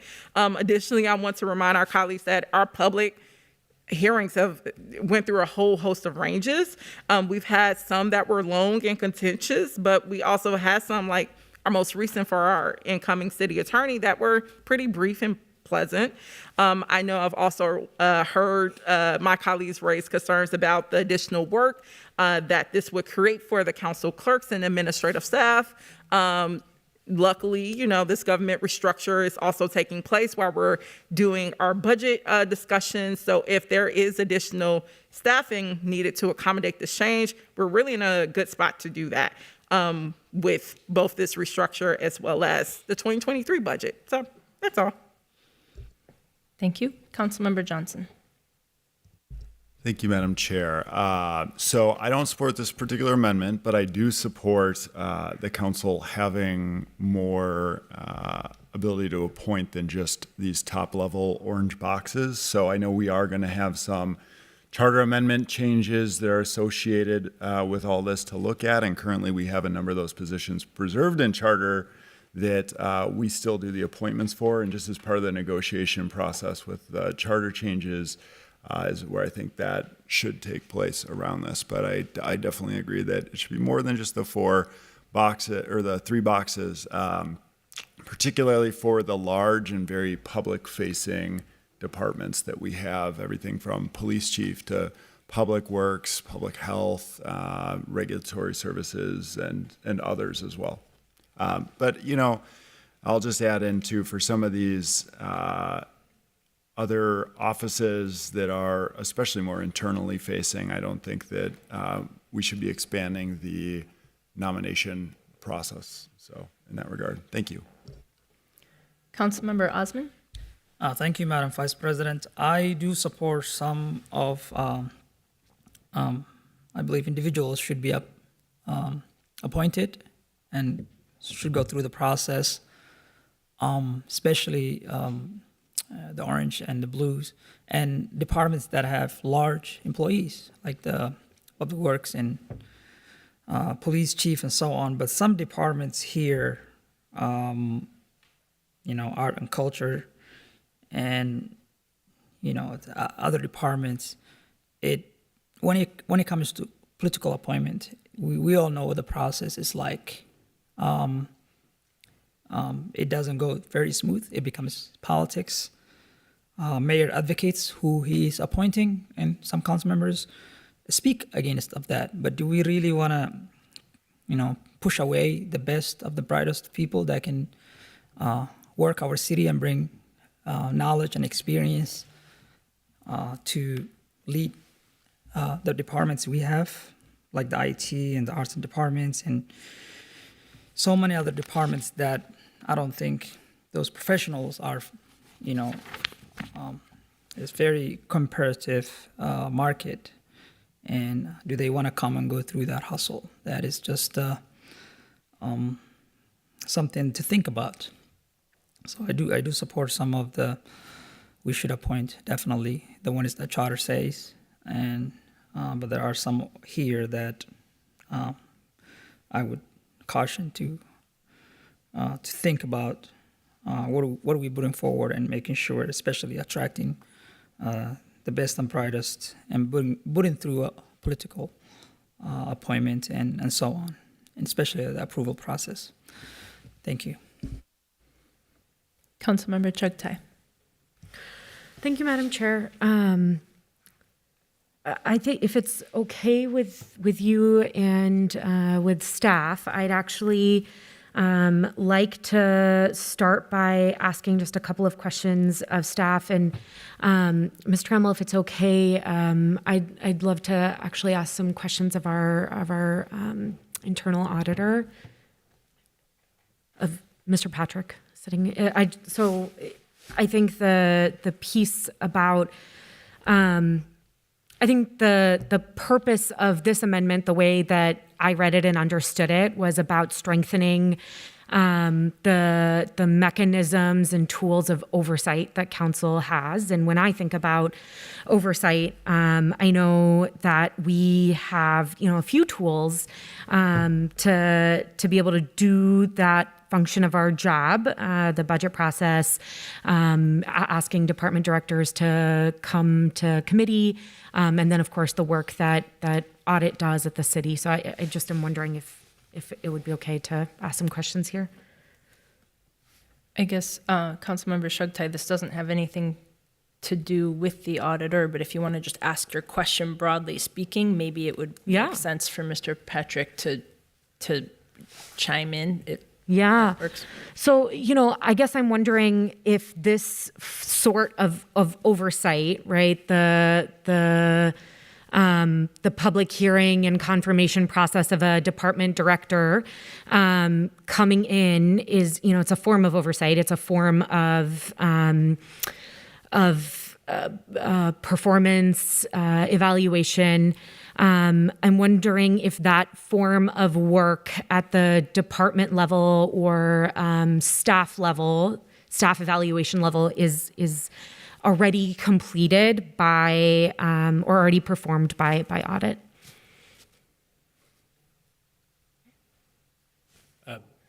Internal audit, we oversee, and our work concerns kind of processes and programs based on risk. So we're not looking at department heads or individual performance, I think, if that's what you're asking. Yep. That is my understanding of what you do as well, but just confirming.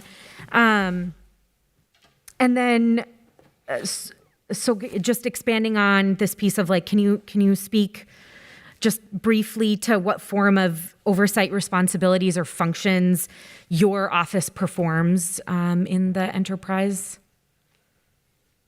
Sure. So we conduct an enterprise risk assessment each year, define what the key risks the city's facing, and then approach those risks looking for the kind of control processes that exist to prevent those risks from turning to reality. And then we test whether or not those controls are functioning effectively, and if not, provide findings back to management on how perhaps to address those in the future.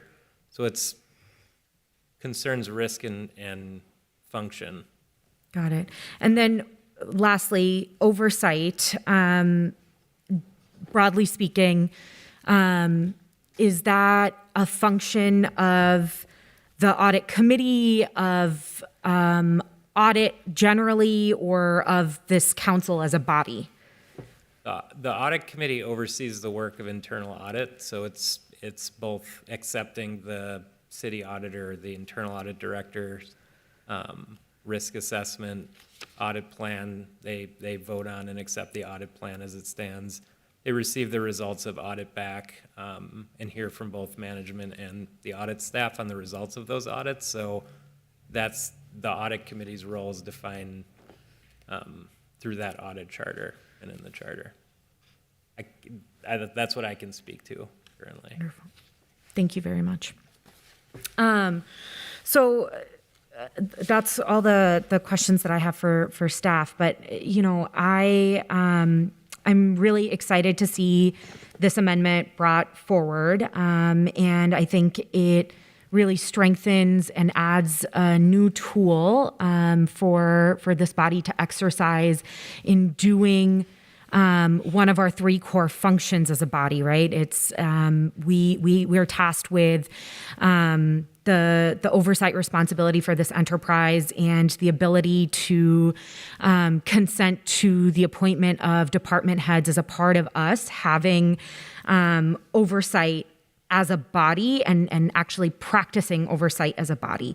In addition to, the confirmation process of department heads, right? We've got the budget process. That's one place where we can do some of that oversight work. We've got the work of the audit committee. We've got, again, having bringing in department heads, department directors to our various policy committees to ask them questions about programs, to talk about specific policies or items. But it's not about the evaluation of directors in their responsibilities. And again, I frequently hear the budget process as something that's held up as, this is your place, this is your chance to practice oversight. If a department isn't doing the thing that they want, you can just take the money away from them. But I don't know that any of us in our right minds want to gut program dollars when we have concerns about the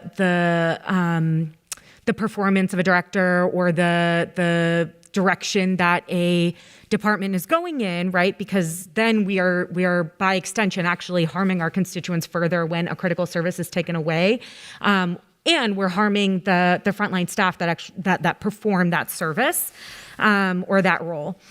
So I've heard a little bit, and I saw the email this morning too about the appointment or the confirmation by council being a barrier to attracting candidates.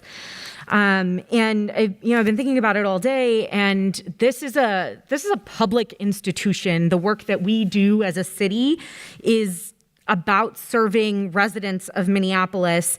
And I think if someone finds coming to a public hearing one time every 4 years to be a problem, then I don't know how they're going to, the reality check of having to deal with residents and constituents who are angry, that's actually the hard work. The easy work is having to do, one public hearing. And our directors often have to come to committee, they have to come to community meetings, present their budgets in public, interface with residents all of the time. I also saw that piece of pushback being very anecdotal and not based in fact. And I've also seen anecdotally plenty of directors or senior level staff leave this institution, citing toxic workplace related things, whether it's racism, gender-based experiences as the reason they left the city. And I think I'm concerned that we are, that the pushback on council approval is about this like the remnants of this mean council of the last term. And as we are thinking about the future and making decisions and setting up a government that is going to, and a government structure that's going to outlast all of us, I think we have to prioritize, the proper checks and balances that allow any person in any of our jobs to best prioritize the needs of residents and ensure that programs are working for constituents. And then, I know that at the state level, right, every commissioner of a state department is subject to Senate confirmation, and just by that, it's not a far reach for us to be confirming every department director. And I've heard the concern, I think the first time today of, why would we want to approve the director of HR and politicize that role? And I'll just make a brief case that, as a former labor organizer, I just want you to know that the treatment of our workers and of workers in any workplace is extremely political work. And in this workplace, we have a documented problem as a city with the recruitment and retention of staff of color. We have a pervasive problem of not completing thorough investigations when workers, but particularly workers who are women, who are people of color, who are queer or trans, come to HR to file complaints. And it's these workers that are actually the most likely to live in Minneapolis. HR is not like equity neutral work, and has the ability and the power to be one of the largest tools for equity and accountability in any workplace, including this one. So I I think it makes a lot of sense for us to be approving all of these department directors. Council President Jenkins. Thank you, Council Vice President. And I guess I have a question for City Attorney Ms. Trammell. You noted that the yellow tabs indicate positions that are currently required for confirmation, and I just wanted clarity. Do those go away in this proposed government structure? And then at the top of the chart, there's only 2 positions that are tabbed. So I'm just trying to get clarity. Chair Palmisano, Vice President Jenkins, members of the committee, the proposed omnibus packet does not change any of the current charter requirements. Okay, so all of those departments with the yellow tabs on them continue to require consent of council. The proposal that is before you from Councilmember Wansley would require every box to be consent of council. Okay. And then they would also, by the fact that it would be based on the term of the mayor as well. And so they'd all be up. And then just to follow up on that, the Community Safety Commissioner, I mean, the mayor just nominated and the council confirmed, so I'm not clear why that's not listed. Well, that's Chair Palmisano, Vice President Jenkins, that those offices aren't accounted for right now in the charter, and they're not accounted for through that appointment process, but it was recognized that those are political appointments that would require council consent, and I believe the intention moving forward with the charter amendments would be to require those orange boxes to be appointed as the cabinet confirmed by council. Thank you.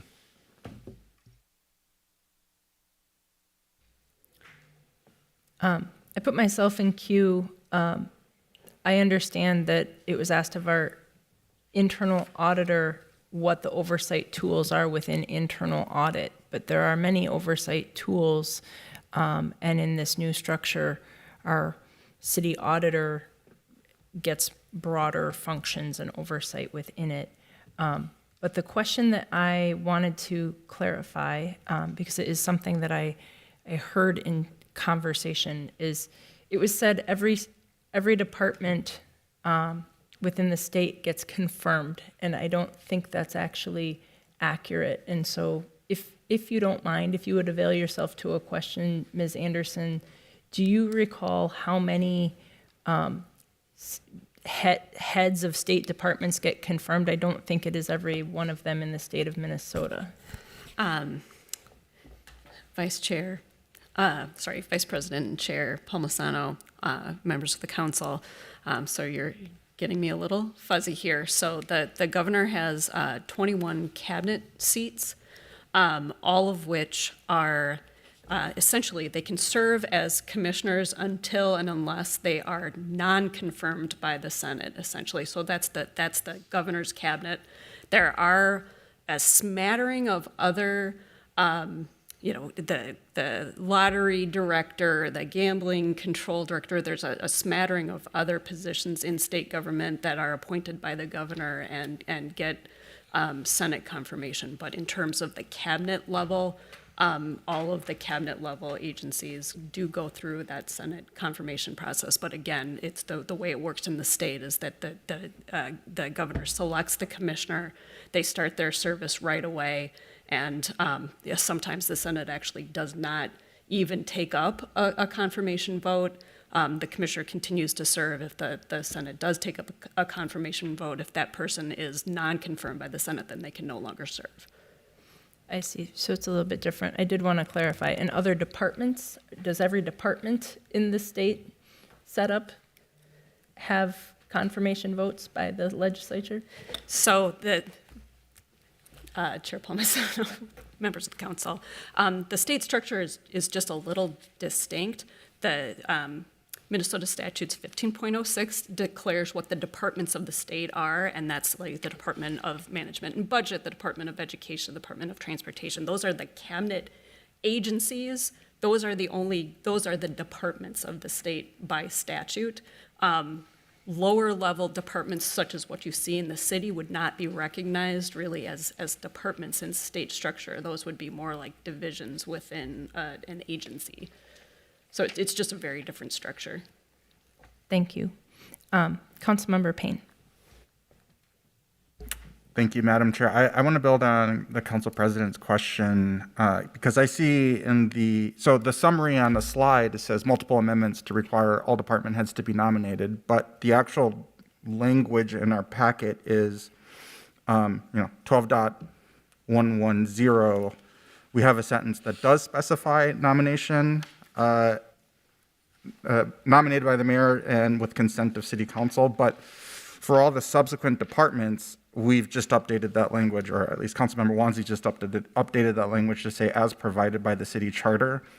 And so it seems to me that I agree with Councilmember Johnson in that the departments that we want to maintain this council consent, that should be negotiated in charter, not in code, because charter is going to supersede code. But I'm wondering, because I think from a clerical accuracy, as provided by city charter, does seem like the right language to have by department. And I wonder if the sentence in 12.110, that should say something to the effect of, where not identified by charter. It should be appointed, can be appointed by the COO, to make that distinction between what are currently charter departments that have to go through that formal confirmation process and these other departments which don't. And I don't have the word crafting available in front of me right now to conceive of that language, but does that question make sense? Chair and Vice President Palmisano, Member Payne, if you are saying that you want the ordinances to read that the ones that are currently appointed by charter continue to be appointed by charter and the rest are appointed in the manner they're currently appointed, if that's what you're asking, then you would want to vote no on this amendment because the language as previously drafted in the Omnibus package accounts for that.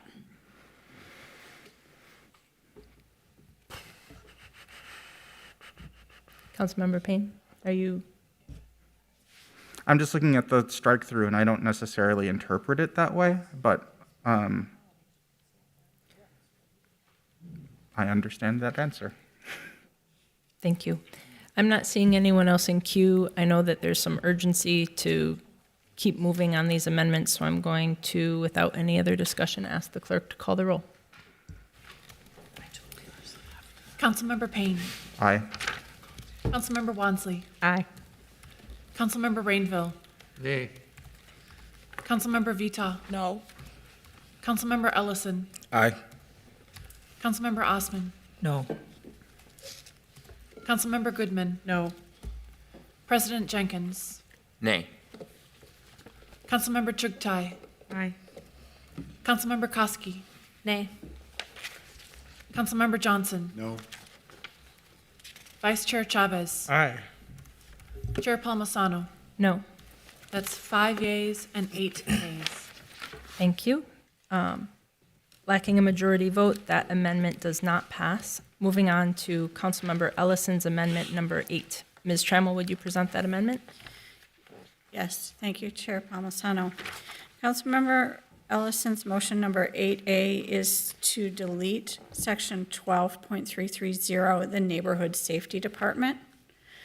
By virtue of deleting this department, the current provisions related to Office of Violence Protection within the health department's ordinances would remain in effect, and there would be no new Department of Neighborhood Safety. Thank you. Is there a second to this amendment? It's been seconded, and I'll recognize Councilmember Ellison to speak to this amendment. Thank you, Madam Chair.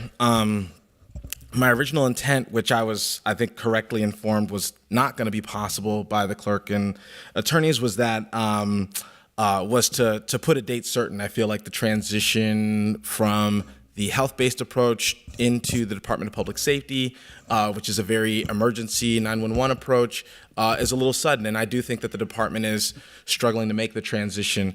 I think that the clerk and Ms. Trammell advised me that it would be that it wouldn't be advisable to put a date certain within the ordinance, and so my intent is to strike it through now and to work with the department on a timeline in which it could transition into the Department of Public Safety, where I do think it should ultimately go. But OVP, and I know that's got a new acronym here, but OVP is a young department. It was created in 2018, and it's been asked to undergo a lot of heavy lifts, including launching a program, the Violence Interrupter Program, which usually takes about 18 months for a city to stand up within just 3 months. It's been, and that's been its most high-profile program. Its newest, youngest program has been its most high-profile program. That 18-month mark, if we would have waited 18 months to start the department, we would have started it roughly about a month ago. And so I think that the department is just now having an opportunity to solidify its programming, solidify its culture, and I have strong concerns, and I think that they're valid concerns, that a transition at this point, that a sudden transition here, without a lot of collaboration with all the departments involved, would equate to OVP being consumed by the culture of emergency response that exists, as opposed to what I think we're all hoping happens, which is sort of a symbiotic mix of the approaches within the department. And so this amendment is aimed at getting that. As it stands, it's striking the language here, so not to have some kind of date certain in ordinance, but my intention is to follow up with the departments and work on an appropriate staff direction in collaboration with them that would lead to that transition, if that all makes sense. And so I'm happy to stand for any questions. And I have an alternative amendment if this one doesn't prevail, but I'm hoping that my colleagues can see the logic of it and support this amendment. Is there any discussion on this? Councilmember Payne. Thank you, Madam Chair. In discussions with Councilmember Ellison, one of the points that was highlighted was just the general infrastructure needed for some of these emerging departments, and the level of infrastructure available to OVP within the health department is very different from the level of infrastructure that's available. I mean, we just had a conversation in the budget about, the Office of Community Safety essentially being a conference room and an unused office space here. That's the level of infrastructure at that top level. Some of those other departments are very established, or even charter departments such as the police department, but it does seem that OVP, for it to be, a very strong program, does need that extra layer of infrastructure that they do have. And there was early conversation in the term around what a phased approach to this integration of public safety would look like. And I think that this feels like a very appropriate middle ground from where we've arrived, where we now have an Office of Community Safety with somewhat of a Band-Aid rip, but this does seem to be one of those more early and emergent capabilities that could benefit from some considered transition. And I think this is appropriate to revisit at a future time to make that transition. Council President Jenkins. Thank you, Madam Chair. I guess I'm gonna speak in opposition to this motion. I just think that if we are trying to create a comprehensive Office of Public Safety, And one of the barriers has been the lack of communication between the various departments, the MPD, FTD, the 911, 311, et cetera, that we need to have all of those entities at the table as we're building the infrastructure or building out the conference room with a table into a functioning office. I think everyone needs to be at the table and involved in building that. I think if you bring the Office of Violence Prevention in later, it actually feeds into the concerns of them not having an equal voice in the creation of a Office of Public Safety. So I just don't see the value in this motion today. Councilmember Johnson. Thank you, Madam Chair. And I really agree with Council President on this. That said, for the author of this motion, I am open to ongoing discussions past today on this. I won't be supporting the motion today, but I am sympathetic to the concerns around the infrastructure today, and so would really like to talk with our interim health commissioner about what transition and phased approach would look like, what support would be available.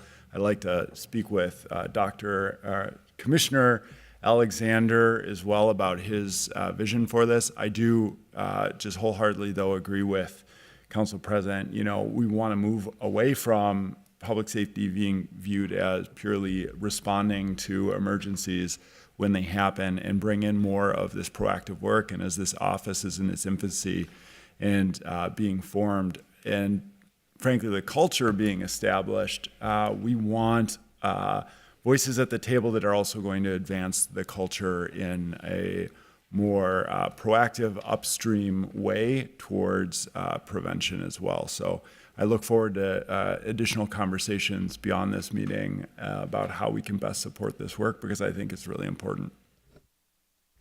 Councilmember Vita.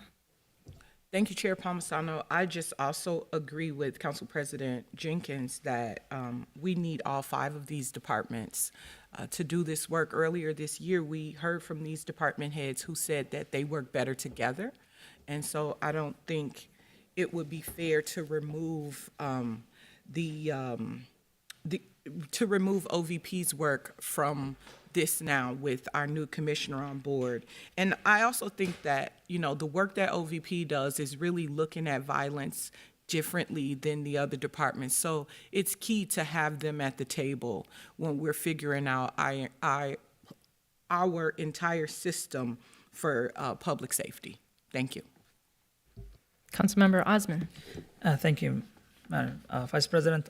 I won't be too long, but I do agree, Council President. And I would say that, moving this department to any other department, it's its own challenge by that department too. If that is a serious operation, if that's health, this office should work smart, should work by data, should work places that they need it the most. I would say the places that, that has violence, that individuals that are in that area, we need people that know what's going on. The place that the Office of Violence Prevention should be at. And I don't know how city operation officer or health department would know such a thing other than community safety commissioner who has all the data of, especially when we talk about crimes, when we talk about prevention of violence and so on. And I think this could help him, Dr. Cedric, to think about not just being the director of police and fire, but also another alternative way of really helping our residents in the city of Minneapolis with non-policing, but approaching a different way of preventing crimes and helping our residents to be safe. So, yes, thank you so much. Councilmember Ellison? I do want to appreciate the views of my colleagues. I think that in a perfect world I would agree, but I do think that throwing these departments together and hoping that they gel and hoping that all things are created equal is not acknowledging how the conversation has gone thus far, and it's not acknowledging how I think culture is ultimately shaped. The current commissioner, I think, has shown a tremendous amount of a tremendously strong understanding of emergency management, of 911, of police, of fire, and I do think that through both conversations and through statements made in interviews, that he is taking his time and struggling, I think, to fully understand the work, the public health approach. That's not a failure of his. That's a matter of experience and all of that. The department's really young, and it's going to be mixed in with and pretty small. And I think that by combining it with departments that have been around for 155 years, that have strong cultures, with a division head, with an office head that understands policing and fire and emergency management more than it understands what it's going to do than it does OVP.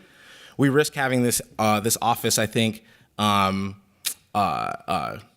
alienated as opposed to actually collaborated with if we don't go about the transition in a more deliberative way. And so what I'm offering is not to say that this work doesn't belong in the Office of Public Safety. I think what I'm offering is for us to go about this work in a more deliberative way, so that the work can survive.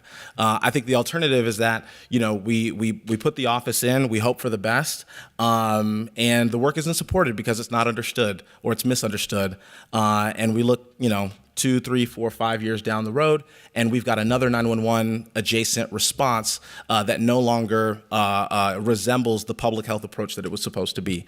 And so that's what I'm trying to get at. Not trying to say that that the work doesn't ultimately belong in public safety.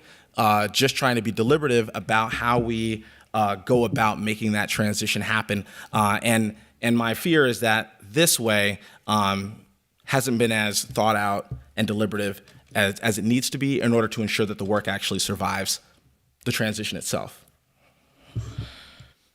Councilmember Rainville. Thank you, Madam Chair. I agree with Council President Jenkins. I will be voting no on this as well. As so many of our fellow council members have said, it's time to have all 5 areas under one commissioner, and that's why I will not be voting for this. Seeing nobody else in queue, I'll ask the clerk to call the roll. Councilmember Payne. Aye. Councilmember Wansley. Aye. Councilmember Rainville. Nay. Councilmember Vitaw. No. Councilmember Ellison. Aye. Councilmember Osman. No. Councilmember Goodman. No. President Jenkins. Nay. Councilmember Chugtai. Aye. Councilmember Koski. Nay. Councilmember Johnson. No. Vice Chair Chavez. Aye. Chair Palmisano. No. That's 5 yeas and 8 nays. Lacking a majority vote, that amendment fails, and I will ask Ms. Trammell to please introduce to us the second part of number 8 from Councilmember Ellison, motion 8B. Thank you, Chair Palmisano. Motion 8B by Ellison would amend Section 12330 from the Neighborhood Safety Department, renaming it the Violence Prevention Department. And the other change of this, the edits, would be to have the head of the department report to the Chief Operations Officer instead of the Community Safety Commissioner. Thank you. Is there a second to this amendment? Second. I will recognize Councilmember Ellison to speak to this amendment. This amendment it's a minor difference, probably not worthy of discussion. It's similar to the first one, with with the exception that the first one would have kept this work in health. This one does establish it as its own department, but keeps it under health and livability, the health and livability portion of the COO, which is that third blue box there, I think. So that's all it does, and happy to take the vote. Okay, is there any other discussion on this proposed amendment? I'm not seeing any, so I'll ask the clerk to call the roll. Councilmember Payne. Aye. Councilmember Wansley. Aye. Councilmember Rainville. Nay. Councilmember Vita. No. Councilmember Ellison. Aye. Councilmember Osman. No. Councilmember Goodman. No. President Jenkins. Nay. Councilmember Chugtai. Aye. Councilmember Koski. Nay. Councilmember Johnson. No. Vice Chair Chavez. Aye. Chair Palmisano. No. That's 5 yeas and 8 nays. That motion does not carry and fails, and we have one last amendment, but before that, we have Councilmember Goodman in queue. Thank you, Madam Vice President. I just wanted to note that tonight at sundown, starts the beginning of the Jewish High Holy Days. Tonight, the first night, is called Kol Nidre, which is the opening of the Ark. And our opportunity to look back over the past 10 days as we've atoned for our sins and hope that all of our family and friends are inscribed in the book of life for the coming year. It's not a celebratory holiday. People have asked me, what do you say? And have a good holiday in English would be a good thing to say. I just want you to know, because there are so many wonderful people on this dais who are people of faith, of very different faiths, and I have loved that about this group of people. I just wanted to thank you for allowing me. I'm going to take off to celebrate the holiday. I'm wishing you all be inscribed in the book of life for the year to come, and thank you for allowing me to observe what is a very, very important Jewish holiday. Thank you. Thank you, Councilmember Goodman. Ms. Trammell. Chair Palmisano, Amendment number 9 by Councilmember Koski, the last amendment in your packet, makes a slight change to the description in the Neighborhood Safety Department. It would eliminate the language separate from, but which are complementary to, and replace it with the language alternatives to. And this has to do with incorporating their work into, with traditional law enforcement work. And so they're referring to them as alternatives to traditional law enforcement work by this amendment. Thank you. I will second this amendment and invite Councilmember Koski to go ahead and speak to her motion. Thank you, Madam Chair. The original language included in the Government Structure Implementation Ordinance states that the Neighborhood Safety Department shall incorporate strategies that are separate from, but which are complementary to traditional law enforcement. I am proposing to strike the language strategies that are separate from, but which are complementary to, and in place of the original language, I offer the proposed language shall incorporate alternatives to traditional law enforcement. I feel that the original language separate from constitutes that the work of the Neighborhood Safety Department must be separate from traditional law enforcement, whereas the proposed language, alternatives to, constitutes that the work of the Neighborhood Safety Department must be alternatives to traditional law enforcement without constituting that it must be at all times separate from the traditional law enforcement. I'll use an example to demonstrate the difference between separate from and alternatives to. If at any point we were to create a co-responder program with both the behavioral crisis response teams, which are proposed to move underneath the Neighborhood Safety Department, and traditional law enforcement under the original language, it could be called into question whether this would meet the standard of separate from. But this would, without question, meet the standard of alternatives to under the proposed language. I'll also note that I understand the original language is separate from, but which are complementary to. However, I believe this in and of itself calls into question what the line is between separate from and complementary to. Ultimately, while the difference between the original language and the proposed language boils down to a discussion of semantics, I feel that if we're codifying this in government structure, the difference between separate from and alternatives does matter.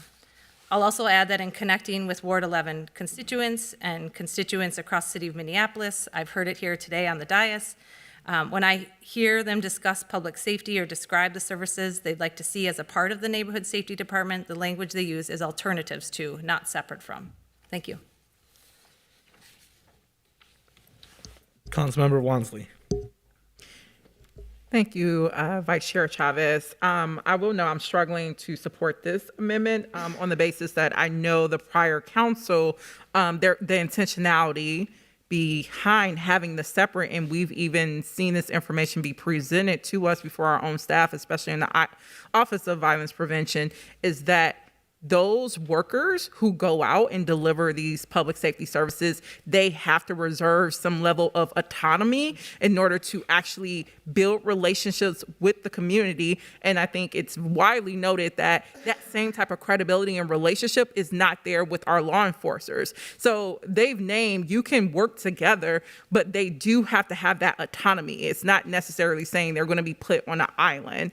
And I think this compromises their ability to continue doing the good work of building those relationships with our communities, especially in communities of color, because actually, in the words of like Mayor Fry, culture eats policy for breakfast. We know that the culture of our law enforcement right now is under heavy overhaul, especially that's going to be deepened through the work of the consent decree.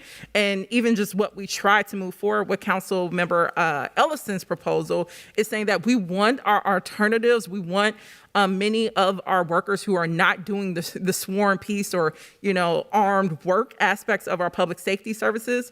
We want them to be able to do that work and have that autonomy, and not also have to risk having their culture be compromised while MPD is working on theirs under the leadership and sole authority under Mayor, and somewhat to a degree, Commissioner Dr. Alexander. So I think this really compromises the work that our own staff has said, like, we need that autonomy in order to continue doing great trust building work with our community partners and community members. Is there any other discussion on this item? Is there any other discussion? Seeing none, I'll ask the clerk to, I'm sorry, Councilmember Chugtai. Thank you, Madam Chair. I had not considered the point that was just raised by Councilmember Wansley around the autonomy piece. I know that's something I've heard.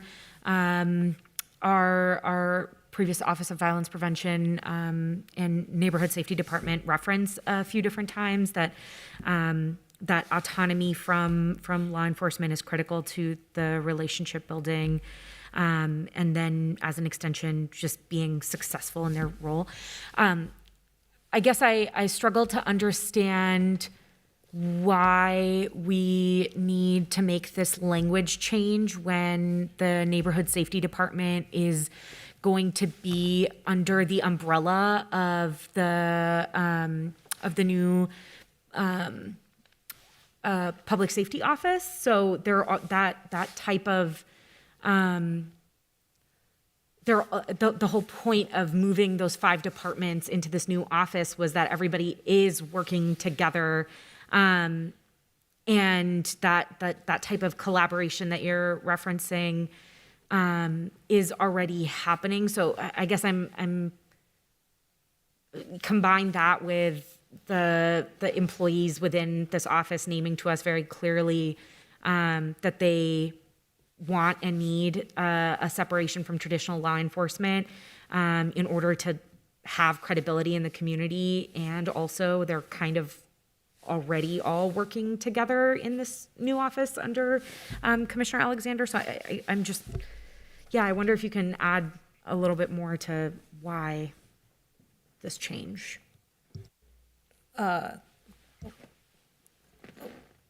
Councilmember, thank you, Madam Chair, Councilmember Chugtai. This isn't necessarily saying that, this isn't requiring then this to be separate.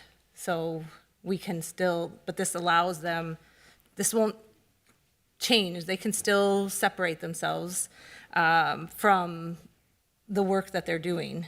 But the language that we have in right now, I believe, states that it's requiring them to do this. So in order to change this language, it says that it's an alternative. But to me, this language states that right now, we are requiring them to be separate, which I don't feel that that's what we mean. And like I said, the language that we use in the public, we use here on the dais, is that, we use this language as this department is alternatives.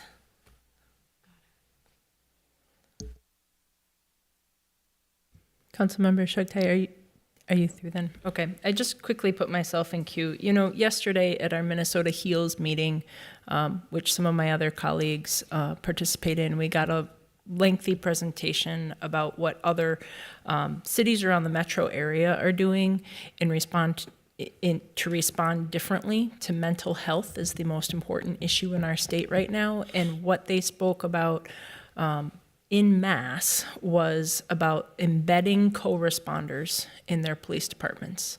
And while I know that decisions were made in the past few years to remove that response and instead do a go-it-alone behavioral health crisis team response, I do see that sometime in the future, we could start bringing back co-responder types of models, and that wouldn't necessarily always have to be separate from traditional law enforcement. This is how many other cities do in our metro area. While I appreciate the sentiments as to why this had to go in and be completely separate and an alternative to it, I don't know that that has to be codified here. And so I do support this as a clarification. Yes, I also appreciate what Councilmember Chugtai says, which is, do we even really need this because of what the kind of umbrella part says? And I do think it's a positive change. It just makes it consistent throughout this document. Is there any other discussion from my colleagues? Council President Jenkins. Yeah, thank you, Chair Palmisano. I guess I would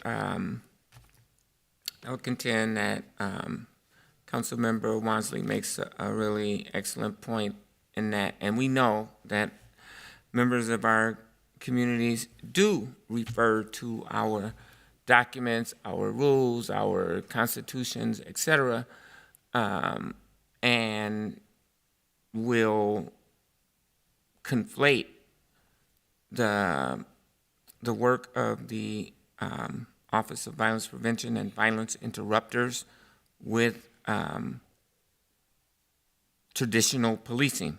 And so in a way of really trying to, I think, ensure that the understanding is that this is separate from traditional policing, that this language may in fact help us do that, the language as it currently exists.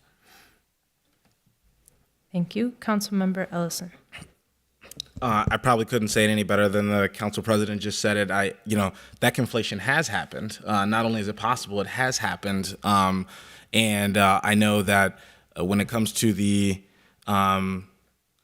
many of the programs that are going to be existing here, people are going to want to know when they're interacting with someone, are you someone who's actually going to help me change my life if that's what I'm looking to do? Or are you going to have sort of a professional responsibility to turn me in or whatever? Is this an actual alternative, or is this sort of just another way to police me? I think it's been something that's happened. It's a part of why I feel like why I was proposing a slower transition of the department.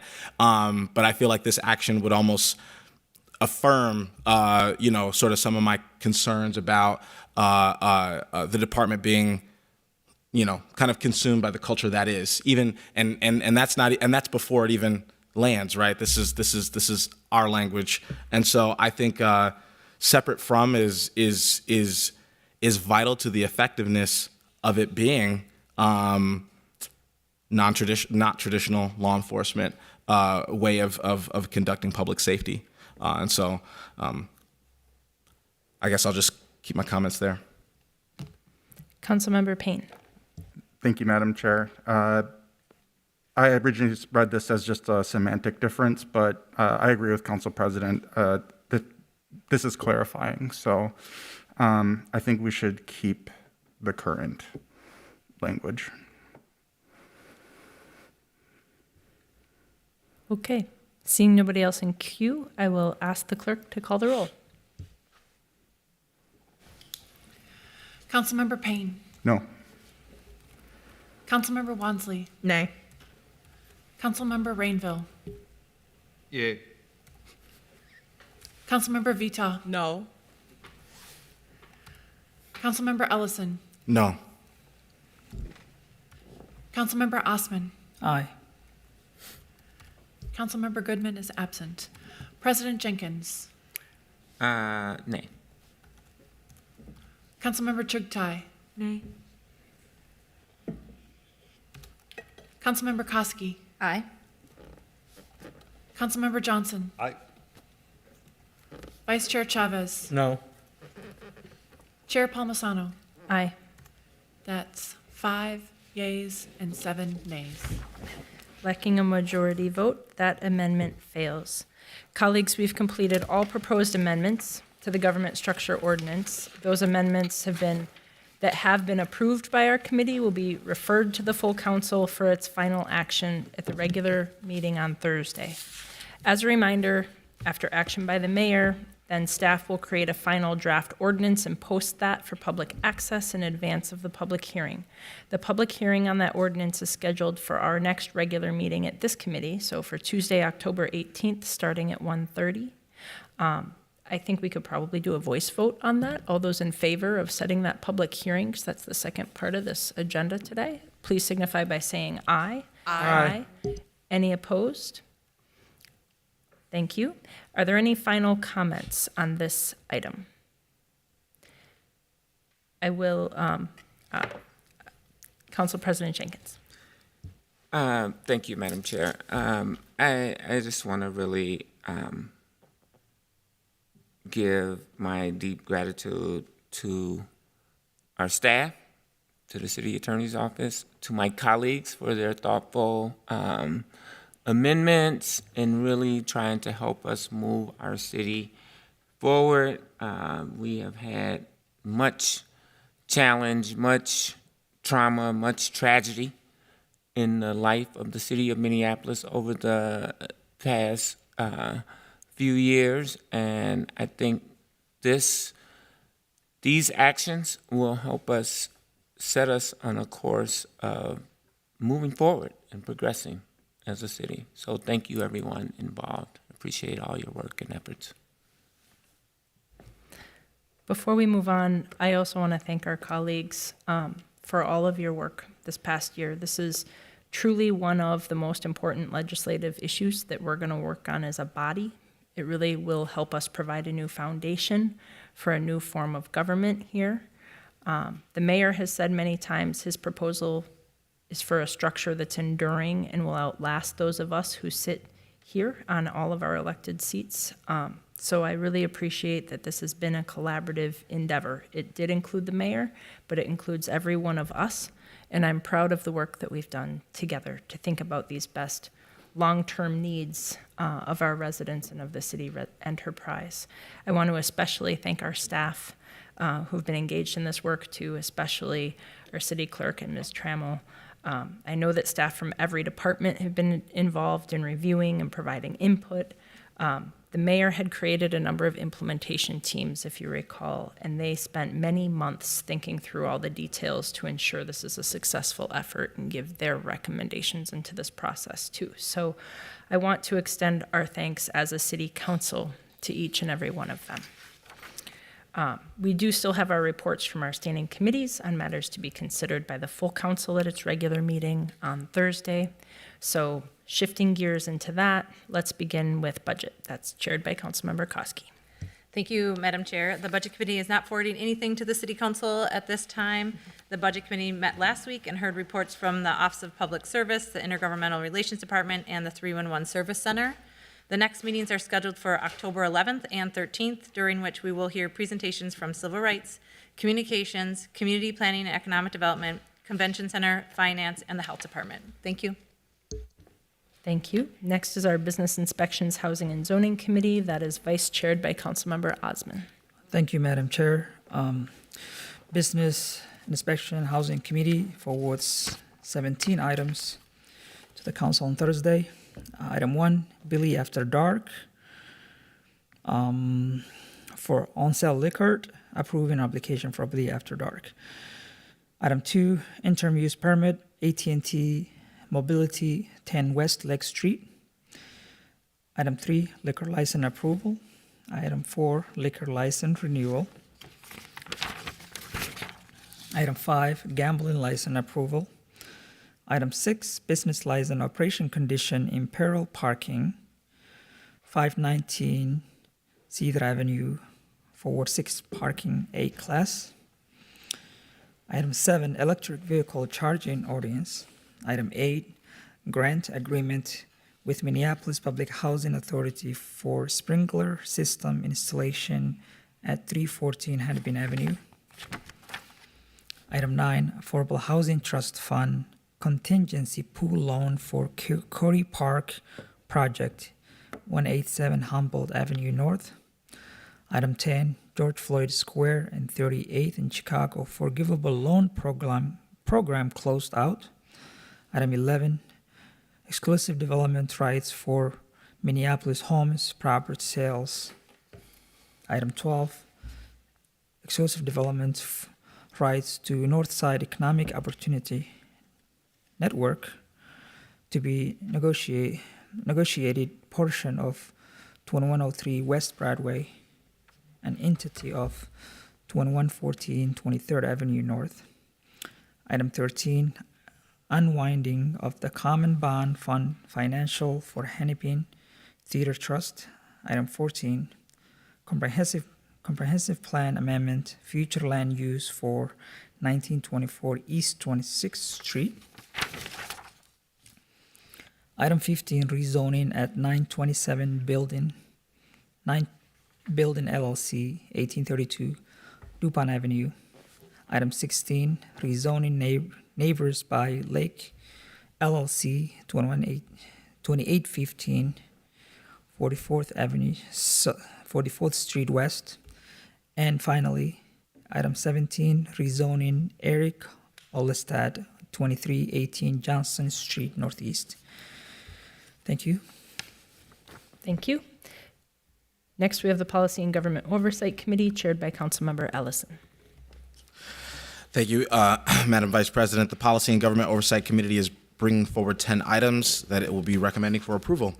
Item 1 is passage of a resolution approving election judges and deputy city clerk appointments for the November 8, 2022 general election. It's coming up so fast. 2, authorizing requests for proposals for on-street parking mobile device payment system. 3, authorizing contract with the Standard for Life Insurance, Long-Term Disability Insurance, and the Family and Medical Leave Act Leave Management Administration Services. 4, authorizing contract amendment with Clearwater Analytics LLC for an investments, capital, and debt management software solution. 5, authorizing a contract with Lexipol LLC for a customized law enforcement mobile wellness application. 6, authorizing contract with Hennepin Technical College for police cadet training. 7, authorizing contract amendment with Minnesota State colleges and universities through Century College for fire cadet training and education services. 8 is approving a legal settlement, Henry James Holmes versus the City of Minneapolis et al.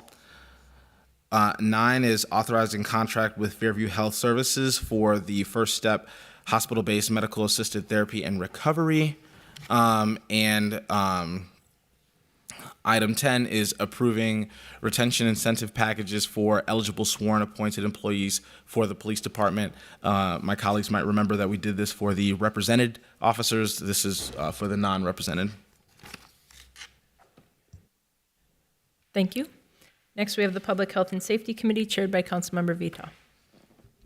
Thank you, Madam Vice President. The Public Health and Safety Committee is bringing forward one item that it's recommending for approval. Item 1 is approving an appointment to the Homegrown Minneapolis Food Council.